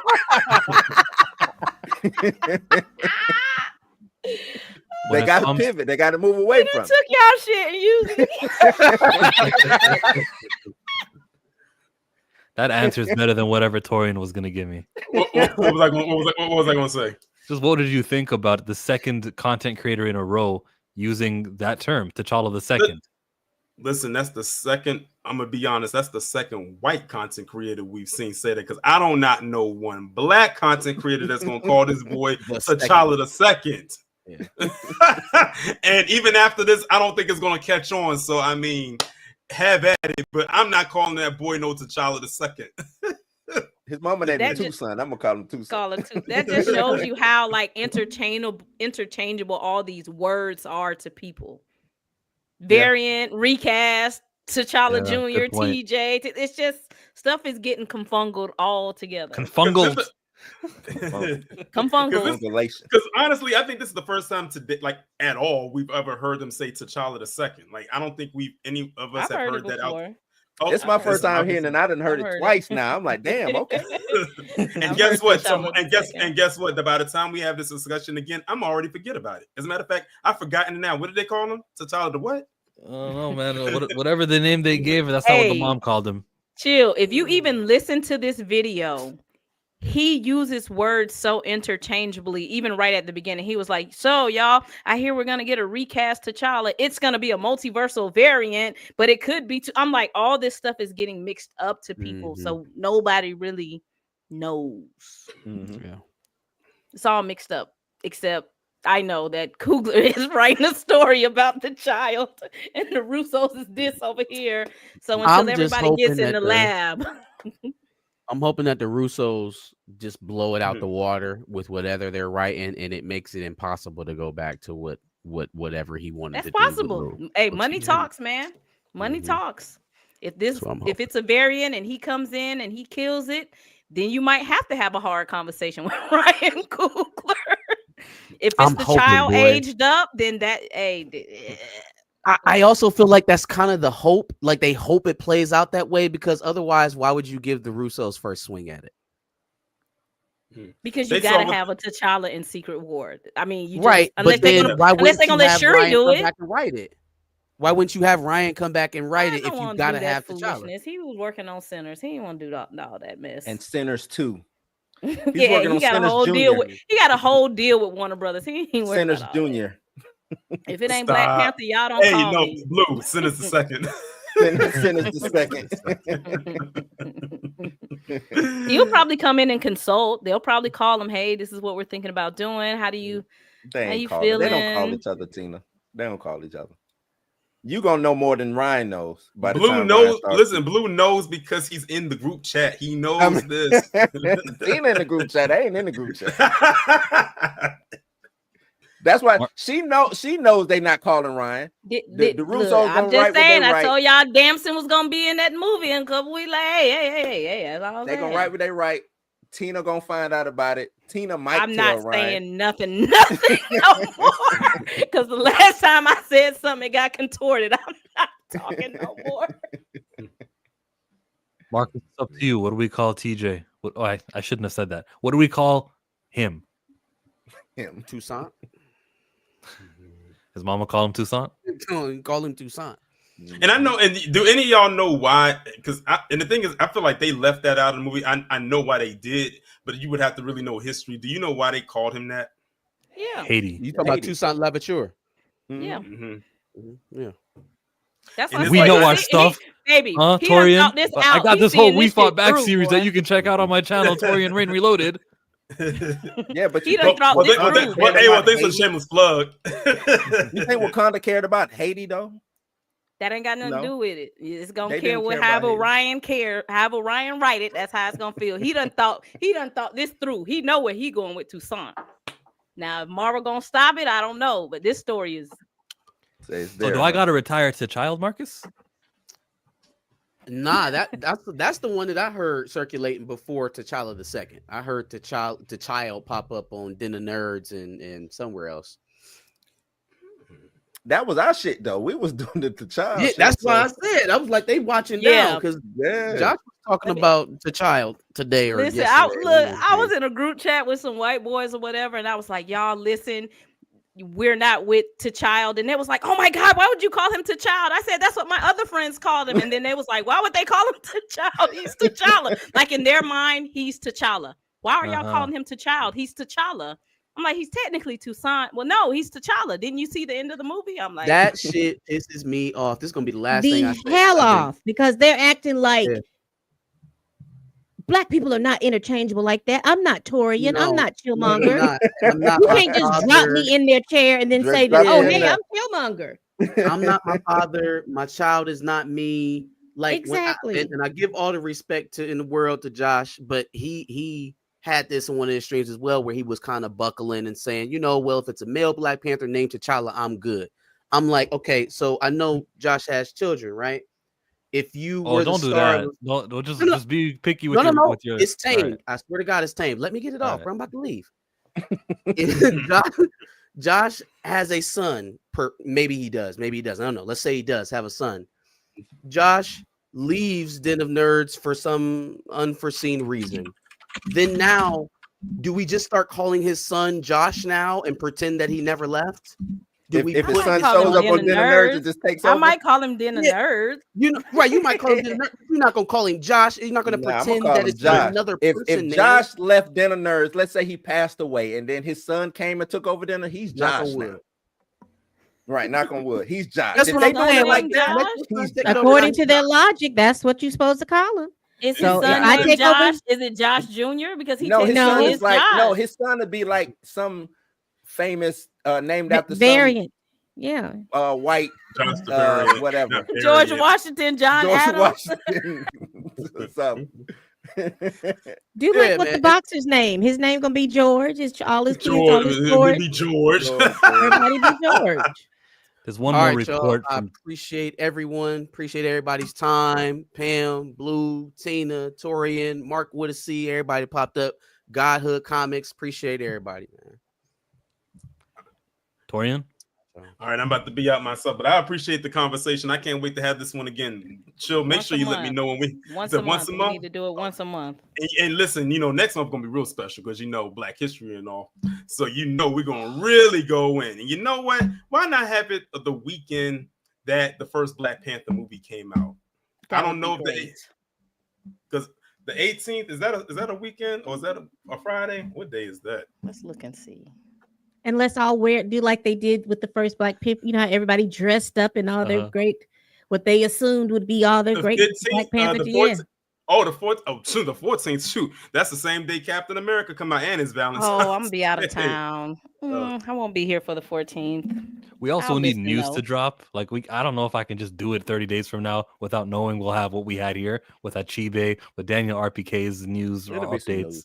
It'll be some let's do it after Captain America, the week after. Yeah. Oh, it is going to be some news. That T'Challa's going to have a new name. The Toussaint going to have another name. We already got a new name tonight. He's about to get another one. I don't know what it's going to be. Yeah, let's do it the week after Black Panther. I mean, Cap. You said it right. No, you said it right, Tina. Black Panther. You said it right. Yeah, let's do it a week after Cap.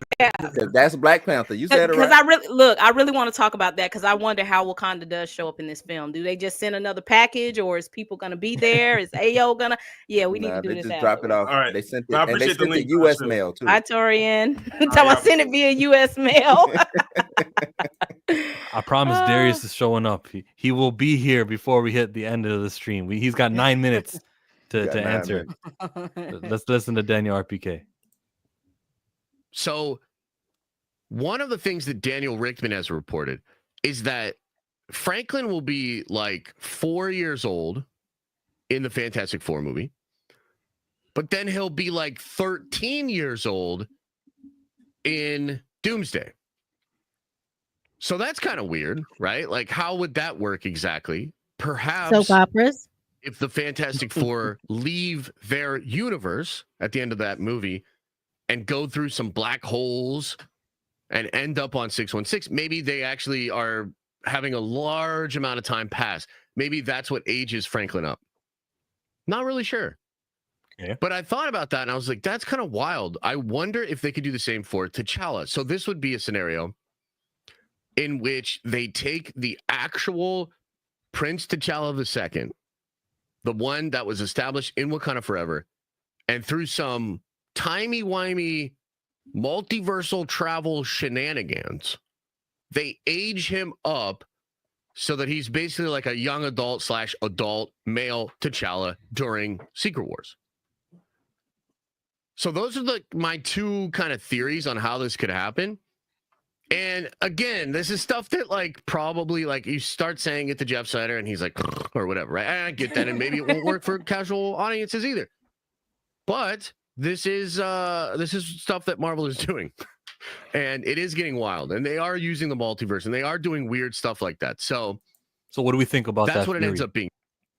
About it, the black hole and everything that he just mentioned.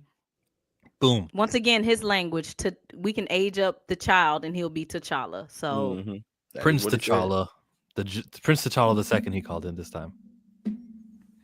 I don't like. I don't like it. I like me and Blue's idea better. It's too convoluted. It's too convoluted. They're trying to do too much just to make this character work.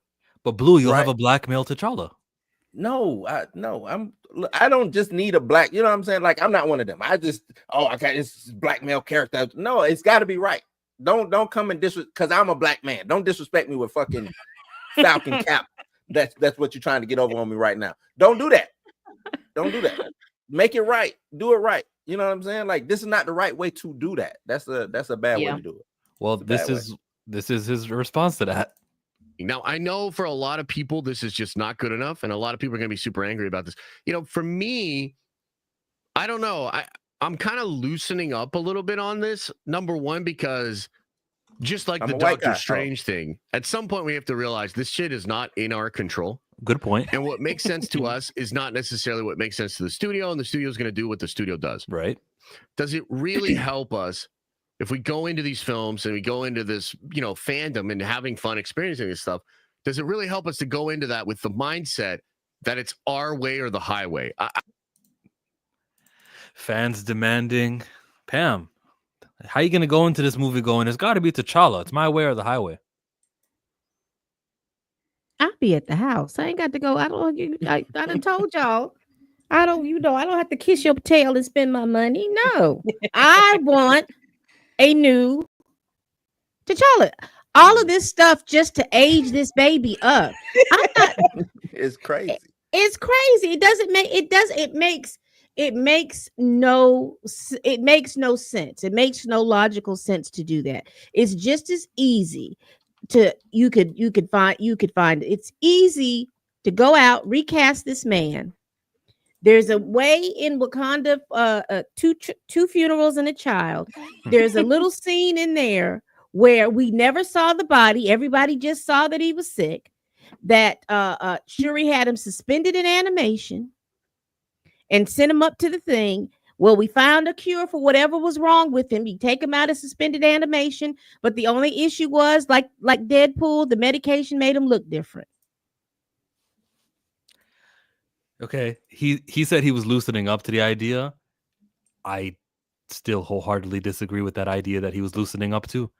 That I don't think I'm asking for anything odd when I say I want the primary character of the franchise back. And I think it's them, the studio, acting real weird in a way that they would never treat, in a manner they would never do with their other popular IP. Yeah. No, I agree. I agree with you, man. I agree with that. It's what he is right about one thing. The studio don't necessarily have to acquiesce to what we want as the audience or whatever, because it is their IP and everything like that. But this is the bad thing is Marvel has programmed us into a certain way of thinking, which is the reason why their movies sell, is because how they set up canon and time and things of that nature. We've grown with these characters. You see what I'm saying? Like, it's not like it was one and done and then they do a whole new Captain America movie and it has nothing to do with the previous. They've been building this story.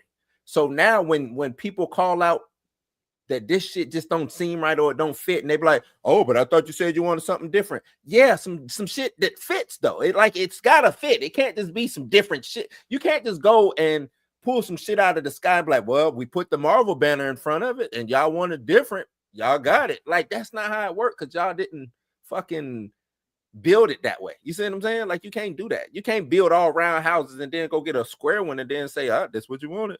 Like, no, you can't do that. So that's bullshit to me. Anyway, that's bullshit. That's bullshit. And Josh knows it's bullshit. He called the way that he be calling out fucking Superman shit. You know him and Gunn don't get along. But he know that's bullshit. He know Did you see? So you saw this already also? No, I didn't see it. I just know I've been watching Josh for a long time. I know how Josh thinks. Josh, just, you know what I'm saying? Like, I know how he thinks. He's got another minute. Wait, when did this come out? Chill. 8 days ago. Okay. I think you can criticize the T'Challa thing from Wakanda Forever. I think you can criticize the T'Child, but at some level, you know, I have to just either vibe with it or not.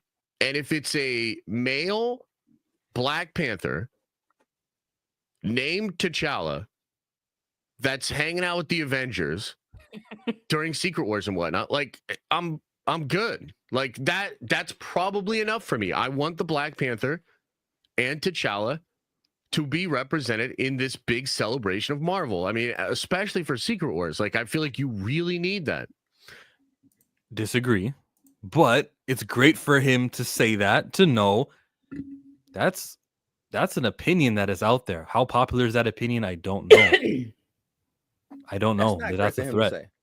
That it's close enough. It's T'Challa enough. That's completely against your whole thing of aging the child up and calling him T'Challa. Wait. Okay. All right. Maybe. Yeah, Tina. I don't agree with it. I'm just saying that it's out there, that there's that opinion that's out there. I think it's stupid. I think it's retarded to all this progression that we had. Just end it for TJ, or Tucson, I should say. That's retarded. Like, it delays progression. Dictionary definition of retarded. We don't do that. We don't allow for another brand to step in here and take away and divide and dilute the franchise. It does no good. It's backwards. So I'm against it. Okay, got it? I was just saying that there's enough people who will listen. There's people who will, I want T'Challa back. Oh, I can compromise for that. That's enough. He calls himself T'Challa. Right. And it's a bad compromise though. That's the thing about it. And a lot of people will be fine with that. The thing is, him even putting that message out is allowing people to, okay, you know what, that's right. He will represent T'Challa, and that's all we need is a Black male figure to represent T'Challa. Like, nah, man, that ain't. That's what they're hearing from you guys. Yeah, like, you know, they're taking cliff notes of, well, you guys, I mean, it's a Black man. His name's T'Challa. I mean, because how much time were people during the Wakanda Forever when they're talking about Shuri? They're like, what about the Black boys? They need a representation. They need a role model.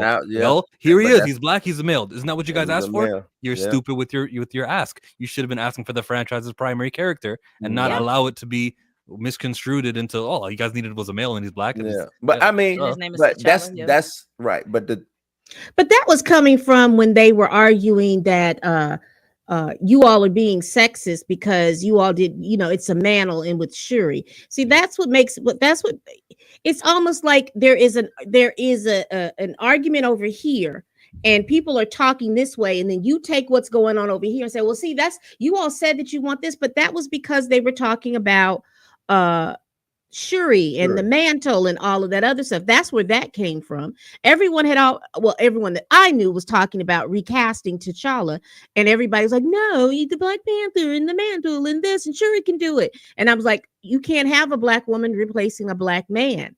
Well, I said, I'm wanting T'Challa, the person T'Challa, not necessarily the Black Panther. They all can be there at the same time. And I think they took that argument and then threw it over here. And then we're supposed, and I take big offense with people trying to act like my intelligence is not there. Like, I don't know what I'm talking about when I say what I'm talking about. So I will be clear. They need to they should have recasted T'Challa. All of this, Nakia and the child, Toussaint and Haiti and all that other stuff. It's too much, man. It's too much. It's like the simplest answer is the best answer. And this is just too much. Arkam's razor is there, and they just keep bypassing the shit. I don't get it.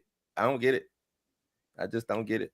I think because I think he is me and Josh is cool, but I think Josh is kind of representative of what people outside of recast T'Challa kind of sees. He's like, because he's not, watching our streams and stuff as frequently. He just kind of sees that, hey, you guys want a Black man? The child's name is T'Challa. I mean, what else do you guys want? They're not too. He should ask. They don't. But this Just is your ask. Josh is in the general public, but that is your audience. Those are the people. He should, and I don't know if he watches this or not. I do think that every now and then, I think he probably has come across some of our stuff. Oh yeah. He had what's my name? Comics Explained. Yeah, he had him on there, right? He could easily grab Chill. He could easily grab you, me, Pam, anybody, Dre. He could easily grab one of us and see what. Because I hate to say it, as much as Comics Explained, that's my dude. He ain't us. You know what I'm saying? He ain't us. You know what I mean? He could go get. Did he have E-Man on? Yeah, E-Man's been on, and I've talked to Josh. Josh has watched a couple of my videos. Mm-hmm. Me and Josh have talked about different things and what I've heard, what he's heard. But is he in tune to want to know the semantics of recast? That's what I'm talking about. No, Pam because said he has to ask, right? He has to ask. Blue says has he had on, which he has. Have you guys ever heard E-Man be like, Toussaint isn't? Oh no. I'm not looking at E-Man as a representation of what I mean by us going the extra mile. E-Man is not going the extra mile. He might have started, he shot the gun for everybody to run off the marathon. Salute to all the hard work. He ain't running the marathon with us. What I'm saying is he knows how to go and get people to talk about the recasting of T'Challa who might share similar skin tone with us, but he doesn't go get, you know what I'm saying, the real free, the grassroots of it, the real people out here with the marching or whatever we do, whatever we're doing, he's not coming to get that. He's going to get the surface people, you know what I'm saying, and then saying, well, I did have I got E-Man, but he used one of my videos one time talking about this. I made a video and he would like put it on the stream. That's why I say he know, but does he know? Does he know how passionate? It's an opinion. It's an opinion, and this is a Caucasian content creator. Salute to him and his lineage and everything. But he was like, if I see a Black Panther and he's with all the Avengers, that's satisfying my needs. It's enough for him. Right. And and what we all said during the stream earlier was, well, how does that work? How are the Wakandans gonna take him as the king? How's that gonna be Shuri's brother? We're thinking more of less surface level and more deeper, more deeper than that because of what it means. I guess more to us, I would say, and that's not an insult. I'm very tiptoey right now because I actually told him I'm doing this, and I messaged him earlier, so I'm not talking about him. You'd be scared, with him not here. I don't. It's not that I'm scared. I'm scared. No, you're right. You're Blue. You're right. Bad about Josh, man. I know. We ain't disrespecting Josh.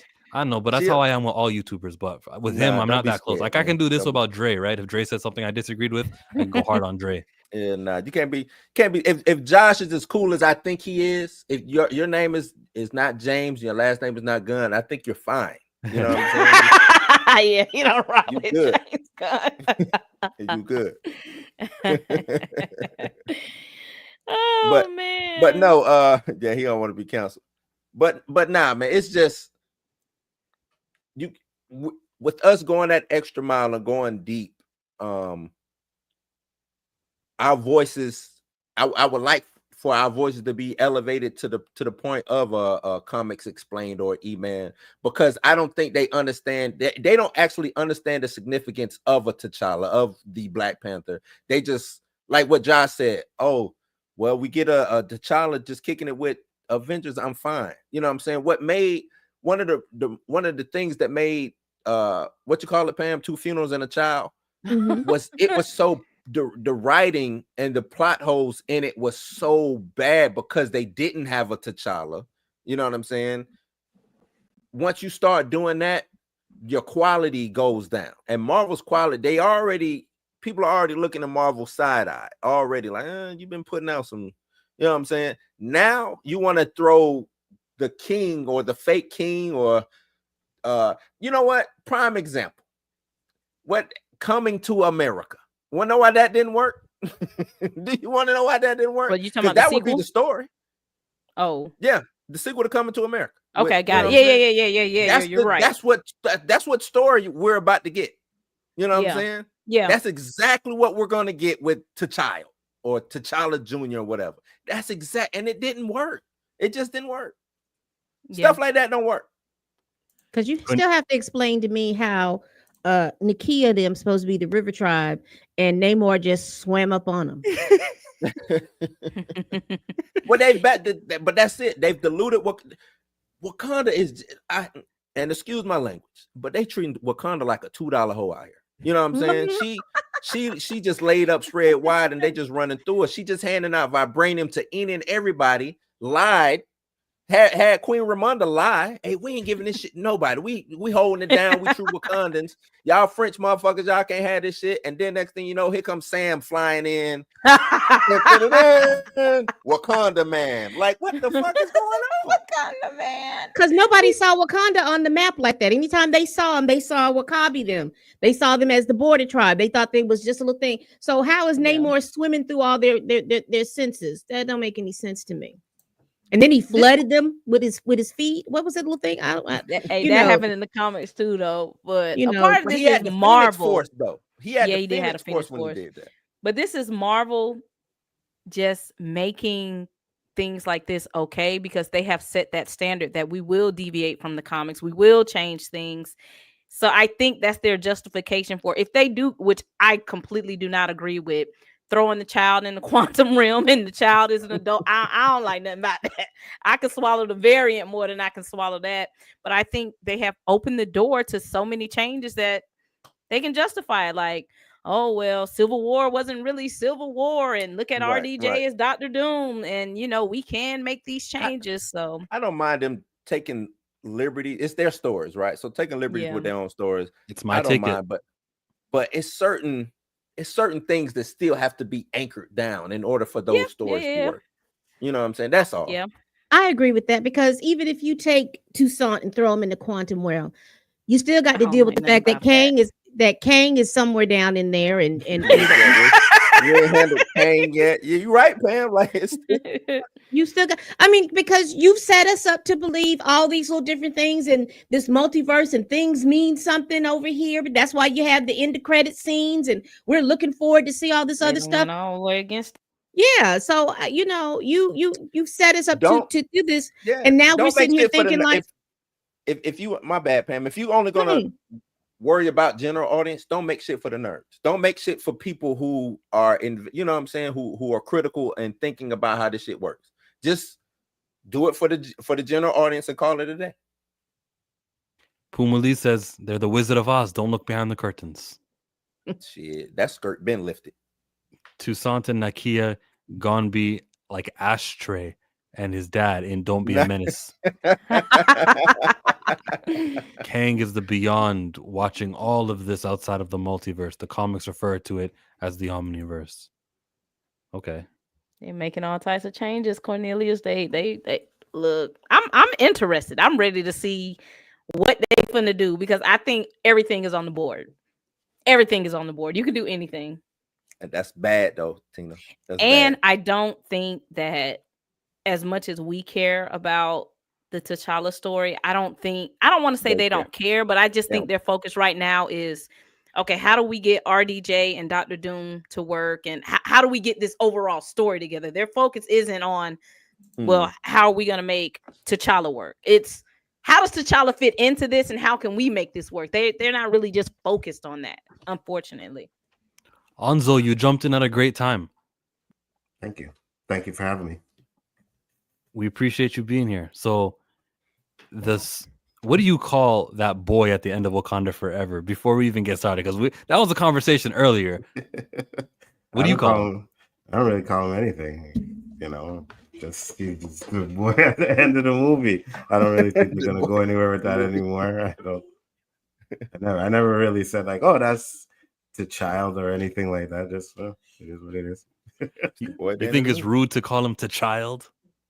No, you can call him whatever you want to. Okay with it.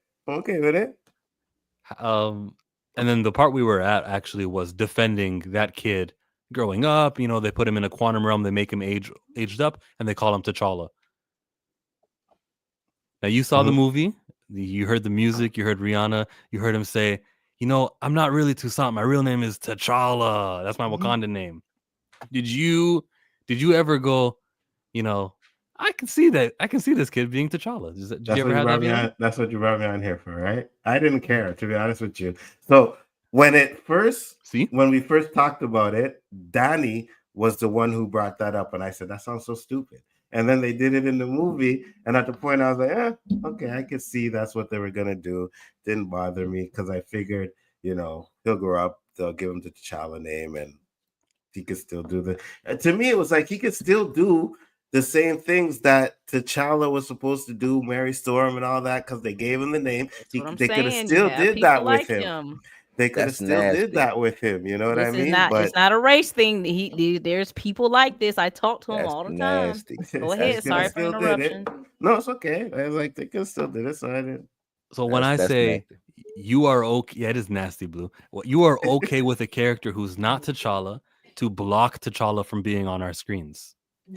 I wouldn't say I'm okay with it. I mean, that's what they went with. So I was like, okay, whatever. So you don't want to be confrontational then. It's more so like because they did it, you're like not the aggressive type. You're not, all right, so that's what the movies are doing. Well, I'll be there for the sequel kind of type shit. Yeah, because for me, like I said, like I'm a comic book fan. I've always been, but I'm not invested in these characters like you guys are. So I don't care. Like I said, and I've said it many times, I don't care if they race bend characters. That doesn't bother me, right? I'm more concerned about a black man, a black woman getting a job and getting paid. So that's what I've always been, invested in. That's where I'm kind of at too. For one movie though, because after they race bend and make them black, they ain't gonna be black no more once they come back out. So it's like a wasted. But at least they did it. You know what I mean? Or they can be Vixen for the whole fucking life of the franchise. They could be, or you could have it elevate like a Jonathan Majors, right? Someone, an unknown actor that gets the role, and because he did that role, he's in other things and he's doing big things. That's what I'm concerned about. So, you know what I mean? To tell you what Cornelia said, and Tina, since you nodded your head, to tell both of you guys, they can do both. They can hire Jonathan Majors. They can elevate him like what's happening with Kang. Except instead of playing Kang, he's playing an authentic black character with like melanated skin with brown when they have all the shades. What do we color this character? Brown. We'll do brown. That they can do that, and they're choosing not to do that. And unfortunately, it fulfills the black requirement for their casting. African American check without offering the tangible long-term representation. The foundation is not being built. There's nothing there. Yeah, I don't like this is what I said. This is what I said last night, right? Because you can talk about them not doing that. You can try and boycott these movies, and you think that boycotting them is going to give them the message to say, "Oh, well, let's do original characters." That's not the message they're going to get. Yeah. They're not going to do black characters at all. Yep. They're not making money, so we're going to just move on. You're just going to go away. Else. Why isn't Shuri Black Panther? But also, why did Shuri only get one go at it? Is it because of the money that it made less from the first movie? Yes. No, I think Letitia just don't want to do this shit. I think if she was gung ho, that's cope.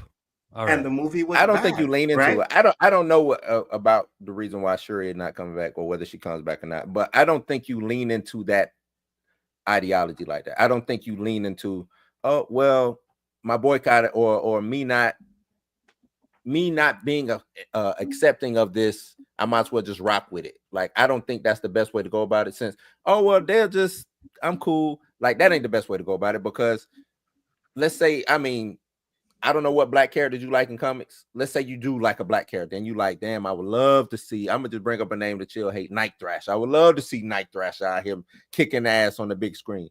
You will never get that because they always going to make Wonder Man. You see what I'm saying? It's always going to be Wonder Man. He'd be black today and then he'd be white tomorrow. You could say that, but this is the first time they've done a Wonder Man anything, right? They should never do a Wonder Man anything. That's what I'm trying to get you to understand. They should never do a Wonder Man. But that has nothing to do with they're saying, okay, so we're going to do Wonder Man just so we can make it black. That's not what they're doing. It's not, they made the Wonder Man and like, okay, we'll make him a black guy, right? It was a part of their plan. So it's not just to sit there and say like, oh, well, they're not going to do this and do that. They might. We don't know. They went out of their way to make him black. Have you read the leak? You could say that, but we don't actually know that though. No, I didn't read the leak. No. Okay. I ain't gonna spoil it. Can we get away from the race swap conversation, because that's another 3 hours? We're just at the ending of this T'Challa stream, and we got to keep it more about T'Challa. So the opinion exists. Biggerford, do you feel that it's a popular opinion that the acceptance of Toussaint getting older, or do you feel like that's the minority? Do you feel like recasting is okay? I'll ask you one question at a time. Is recasting being received positively from the people on your timeline? I've seen it positively more than not. So yeah, I guess so. But at the same time, it's only us YouTube guys that care about this stuff. The normal people don't, right? They're still. Pam is not a YouTube guy. Pam cares about it. Well, I mean, there are a few that don't, obviously, but the majority, normal people, it's like whatever. They're gonna go see it. They're gonna go see it, right? Say what you want to about Wakanda Forever, but it still made $800 million, so people still went to go see it, right? There's a lot of people out there that didn't care that they recast it or not. So it's the same, huh? It is, but it's the same thing. It's like it's a small group, but it has a loud voice, right? That's what it is. And I think you guys, we should definitely keep talking about it. Because I'm kind of in the middle. I'm with Chill. I'm with Bigger. But voices do matter. They do see this. Mm-hmm. They see. And at this point, I've never been against a recast. Like, you guys can go back. Yeah. When it first started, I've always said they should have recast. They should have recast, right? Then they gave their explanation. I was like, okay, whatever. You know, my thing is they didn't have to kill him. They could have waited. And I've said that many times. You could wait a few years and then do it again if that's really the case. That was always the thing. But now you have a huge studio that's seen what the first Black Panther did, and they figured we're going to go off of the momentum, and they rushed it out there. That's the only reason why they did it, because they could have waited. But they did it because it was a movie that made money. So we're going to make more money by doing a Wakanda Forever. And they also figured it'll get Black women and Black teenage girls to come out and see it now. So that's why they did it. How did that merchandise sell? But how does any merchandise really sell? Merch goes, again, huh? Merch it does, but it'll never be the same as it was when we were growing up. You know what I mean? And it's a lot of different factors. It's a lot of different factors when you're talking about, like, if we get into the toy conversation, that's different, because when you see Superman, Black boys and Black and white kids are going to buy the white Superman, but when there's a Black character, only the Black girls are going to buy it. Little white girls are not, and that's just the underlying of racism and things like that. I seen a video. Never mind. Well, also too, you have to look at. You have to look at that when you're talking about toys and stuff like that. Everything is so gender specific that little girls don't really gravitate to comics and comic stuff books, like that, and things like that. Superheroes. So a Shuri doll wasn't going to sell with little Black girls more than it was going to sell for collectors. Right. Exactly. Now, if you're talking about marketing a film to Black women and Black girls, you need a good looking Black man in it. Agreed. I tried. Agreed. I agree with that. And then your cousin got your job. Then your cousin got your job in House of Dragons. I mean, you tried.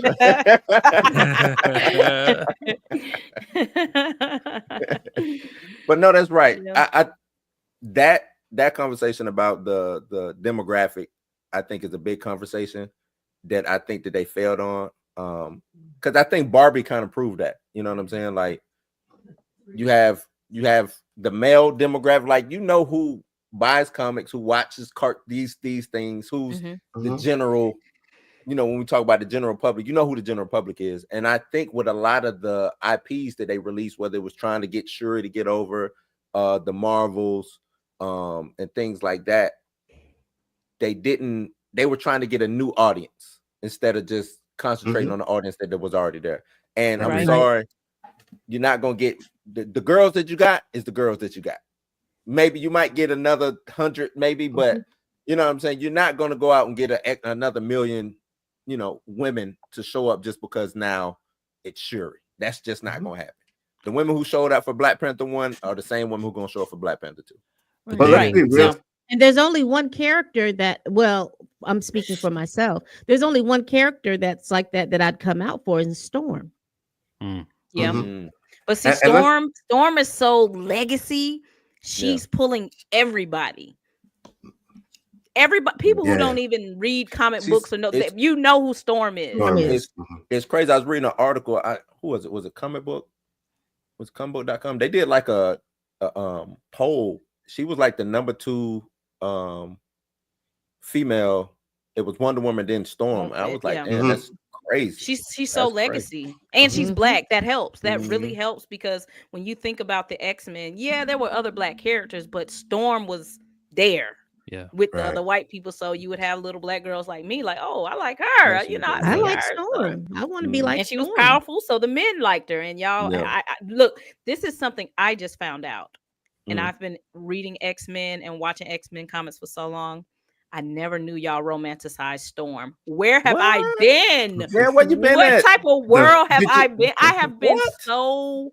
Like when I made my Storm video and seeing people like Storm got to be fine, and I'm like, when was that a requirement? What do you mean? Always. That's what. Why you think they went and ran and got Halle Berry? They went and got Halle Berry just for that, not to be Storm, but just to be a pretty Storm. That's it.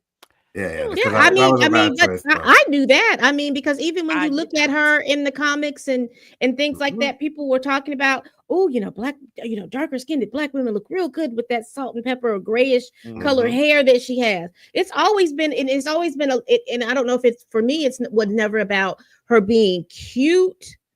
It was always about that regalness that came with it, because she was tall, and in the comics she appeared to be tall and statuesque and had big breasts and a nice rump, and everything was just statuesque. I don't know.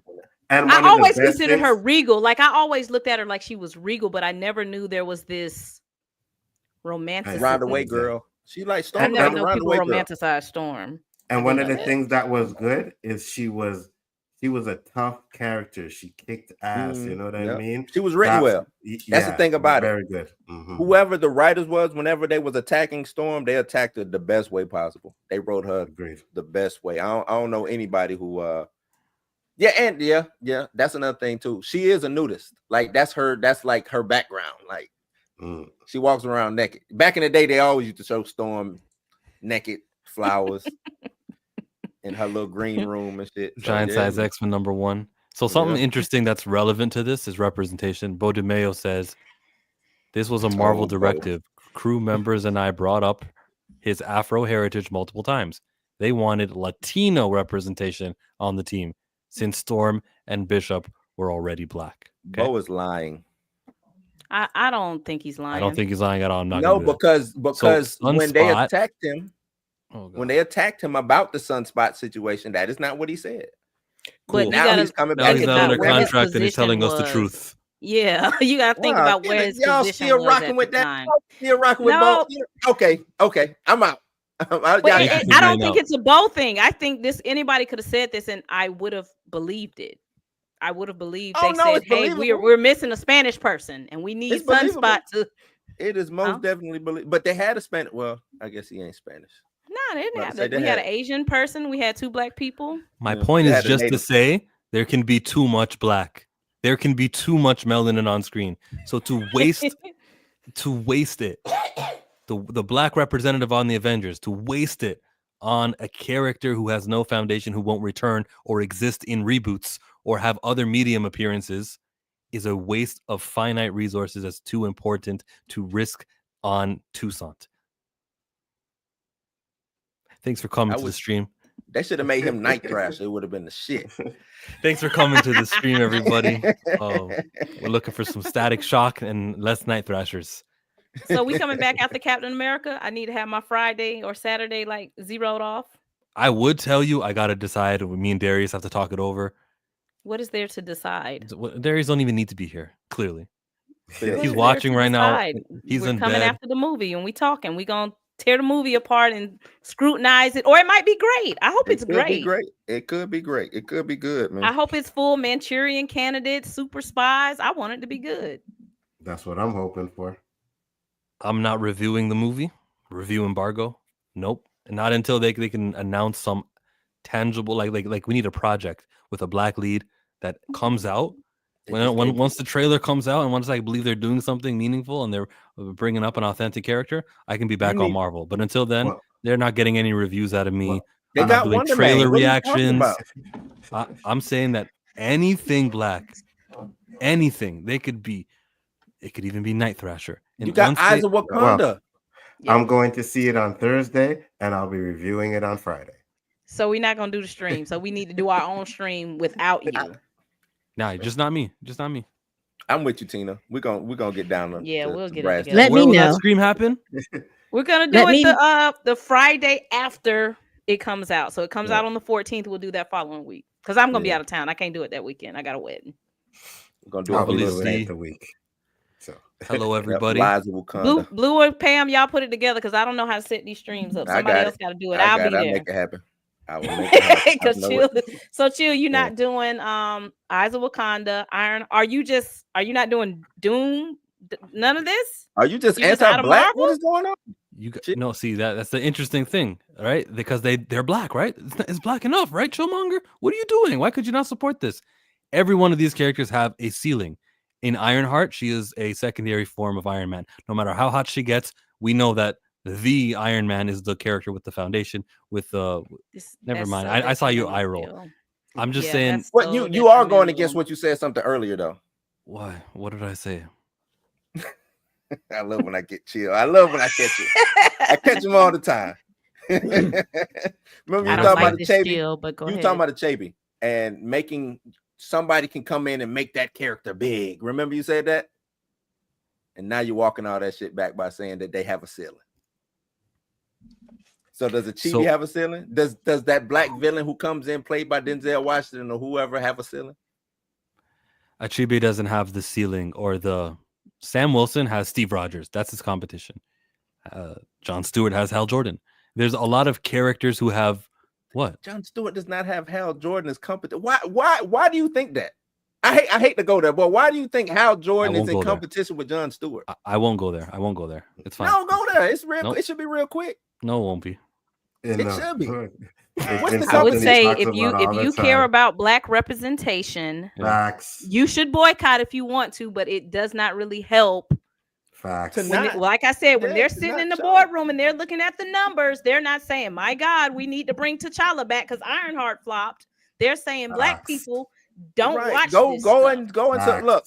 As it's an interesting predicament that we're in.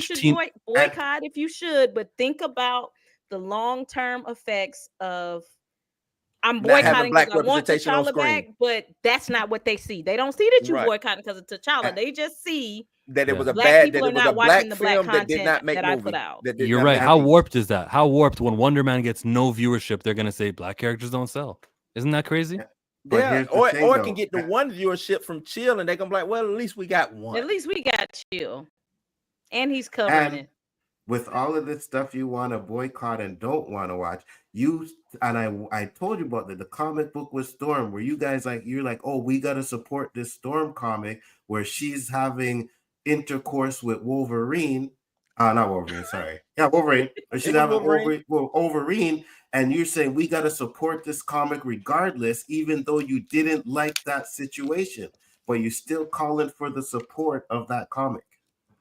So Foundation. This is a character who I cannot risk not supporting. There are 2 Black Marvel characters who get ongoing series who are featured in the big crossover events. There's 2 characters in Marvel, and even when the story is shit, I still gotta buy this. Even though I think that isn't something worth celebrating.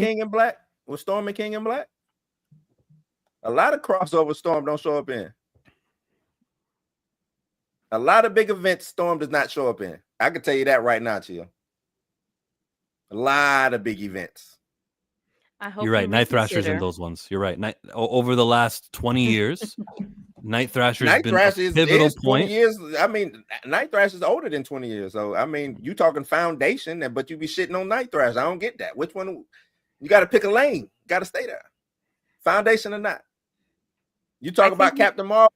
and Monica Rambeau and Foundation, but then Night Thrasher would have been around just as long as damn near Monica Rambeau is no Foundation. There's totally tiers, okay? There's the Black Panther and Storm who are higher up than Black Panther Luke didn't Cage. even have a long finish? run. What are we talking about? No. Black Panther has 200 something comic books. What other black character does? Spawn. What other Marvel character does? Whatever Black Marvel character. See? No one else. That's why I put my chips behind okay, that. so let me ask you this. So you have Black Panther with all these other Look stuff, what you started, right? Anzo. Now we need to get the other people to get up there, right? Yeah, you got to get the other people. You got to get the other people up there. Chill. Look, you can't just be like, oh well, let's just keep supporting Black Panther. Black Panther get to 500, and fucking Night Thrasher and everybody else left. Like I respect. We talk about Jill. sales charts. I talk about it all the time. I reference them and I show you how when Night Thrasher is scheduled to only go 4 issues anyways, it's I'm doing it. I said I wasn't gonna do it. I said I wasn't gonna do it, Blue. It's because you're not buying it. We always end like this too. It's because you're not buying it, Chill. You go and you buy something that's gonna get the look regardless.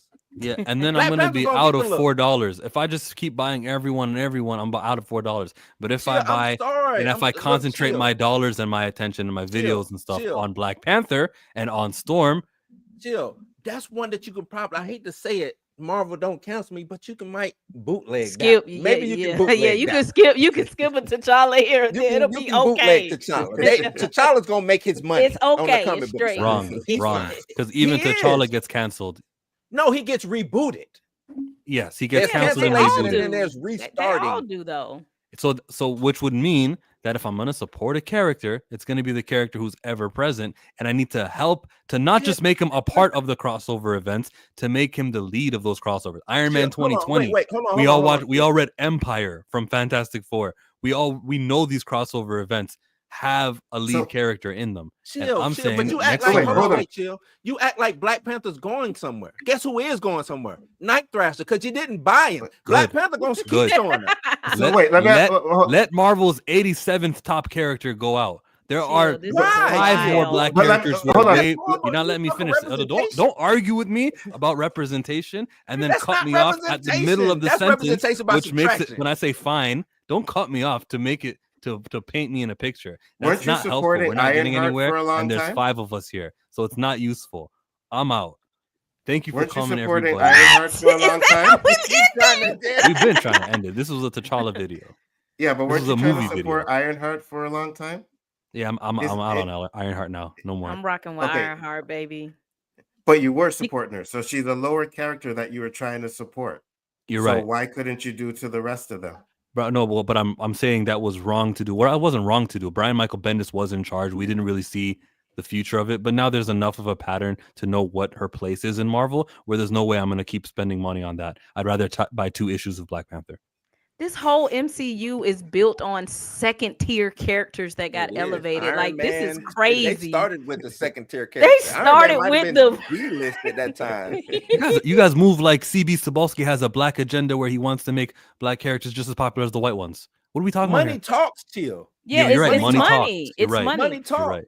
You're right. So if you're saying your money on the one that's gonna make money regardless, that's gonna be there regardless. Thanks for coming to the Black Panther recast. Jill is anti-black. He don't like any other black man. He's anti-black. Chill. I'm starting to. What are you just picking and choosing your blacks? Chill. You can't pick and choose your blacks. I mean, I'm not picking and choosing. I'm reporting to you that the film company and the publishing company have selected who are the 2 characters who are going to be on that big panel against. Right, that's what we're getting at. Jill is the Illuminati. Said, right? Didn't I say Jill is the Illuminati? No. Let's go with the narrative. Killmonger hates black characters. Jill is the Illuminati. You hear me? He is the Illuminati. You are absolutely right. Marvel has picked the 2 top tier black characters that they are always. They're not even top tier. Stories. They're not even top tier black characters. They're just the top of the black characters. No, they're top tier black character. Storm is a top tier Marvel character who was. How big is the tier? What you mean? How big is the tier? How many people are in this tier? There's 1, and then there's. What do you mean? So the poster behind Jill is anti-black women. The poster behind you there is a top tier character right there. See him? Spider-Man. See him? Okay. Yeah. Right. Okay. Mm-hmm. You called Storm a top tier character. We know she is miles in popularity from Peter. Now how many members are in this top tier? What does that mean? It means you called Storm top tier, and I'm asking you top tier in what? Like she's one of the top 10, one of the top 30? Hold on, wait, hold on. You have Spider-Man, Batman. Superman. I don't even know.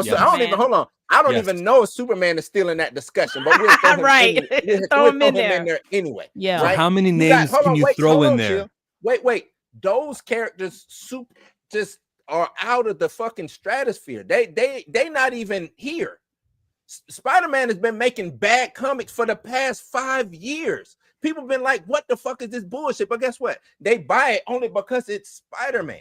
Not my point. So, or they don't buy it at all, and I guarantee you, Marvel will still make Spider-Man. Well, you knew where I was going with it. That's why you changed the topic about Spider-Man can have bad comics. The question is, you called her top tier, and I was exposing how stupid it is that you called her top tier. How many characters are ahead of Storm? Storm will show up in a major storyline. Sure, you said it too, Tina. Let me go to you, Tina. How many characters are ahead of Storm in this top tier that she's part of? How many more topper tiers characters are there? 20.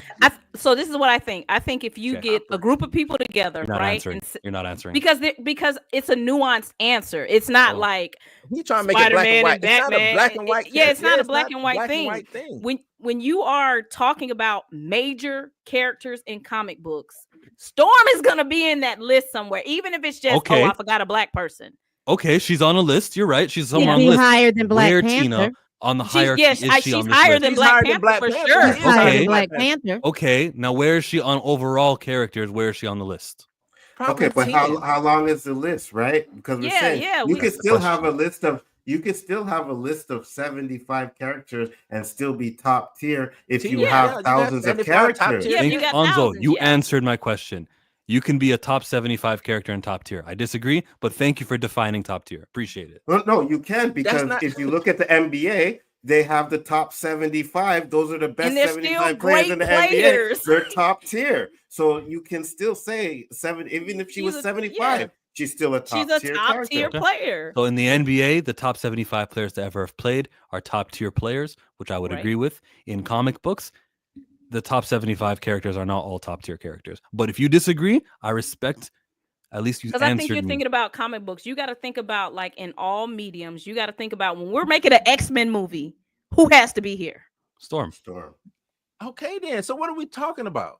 You're not doing X-Men without Storm, because people how many X-Men are in X-Men? But we've had X-Men movies, and what position was Storm in those movies? It doesn't matter about her position. She was there.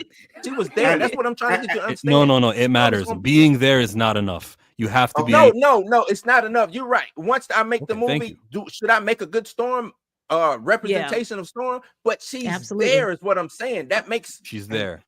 You're not making this movie without Storm. You're not making a movie without. You I gotta have Storm. We could make Dark Phoenix without Storm. You could. You could. But you're not.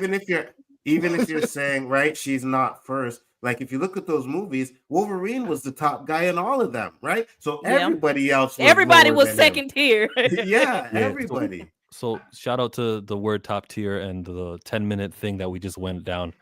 Chill, you're just wrong and loud. You strong with it, and it also goes against your complete whole thing of we should not. Oh, you guys want to dedicate time to this? You guys want to do this on the non-recash T'Challa stream? We can dedicate. You want to do it tomorrow? No. Tomorrow. Let's do it tomorrow. Chill, wait, no, we can do it right here, right now, because people. No, I don't feel like doing it now anymore. This conversation. Why? Because it's called the recast T'Challa stream. Homework, man. That ain't changing. Yeah, he's gonna go. Yeah. You gotta go think about what he's gonna say for tomorrow's stream. Change the name of the stream. Oh, okay. Hold on. Recast T'Challa. Okay, time out. All right, look. I'm afraid, right? Darius, shout out to you. I'm gonna hit end stream right now. Everyone join me in 3 minutes. I'm gonna create a new link. We're gonna be live on the Chillmonger YouTube channel. I'm gone. What are you talking about? What are you talking about in 3 minutes? Look, they said you don't want to do it. We want to hear it. That's what they saying. Keep it going. What are you talking about? All right. You be trying to keep shit clean and like you one of them, huh? No, let's talk it. Let's right here, right now. When I do a video on Planet Fanatics' channel and I tell him that's it the is topic, his channel. I don't do. What did Darius say? Is he in the chat? He in the chat? Darius is probably sleep somewhere. In 3 minutes, I'm going live. Engagement. In 3 minutes, I'm going live. Engagement.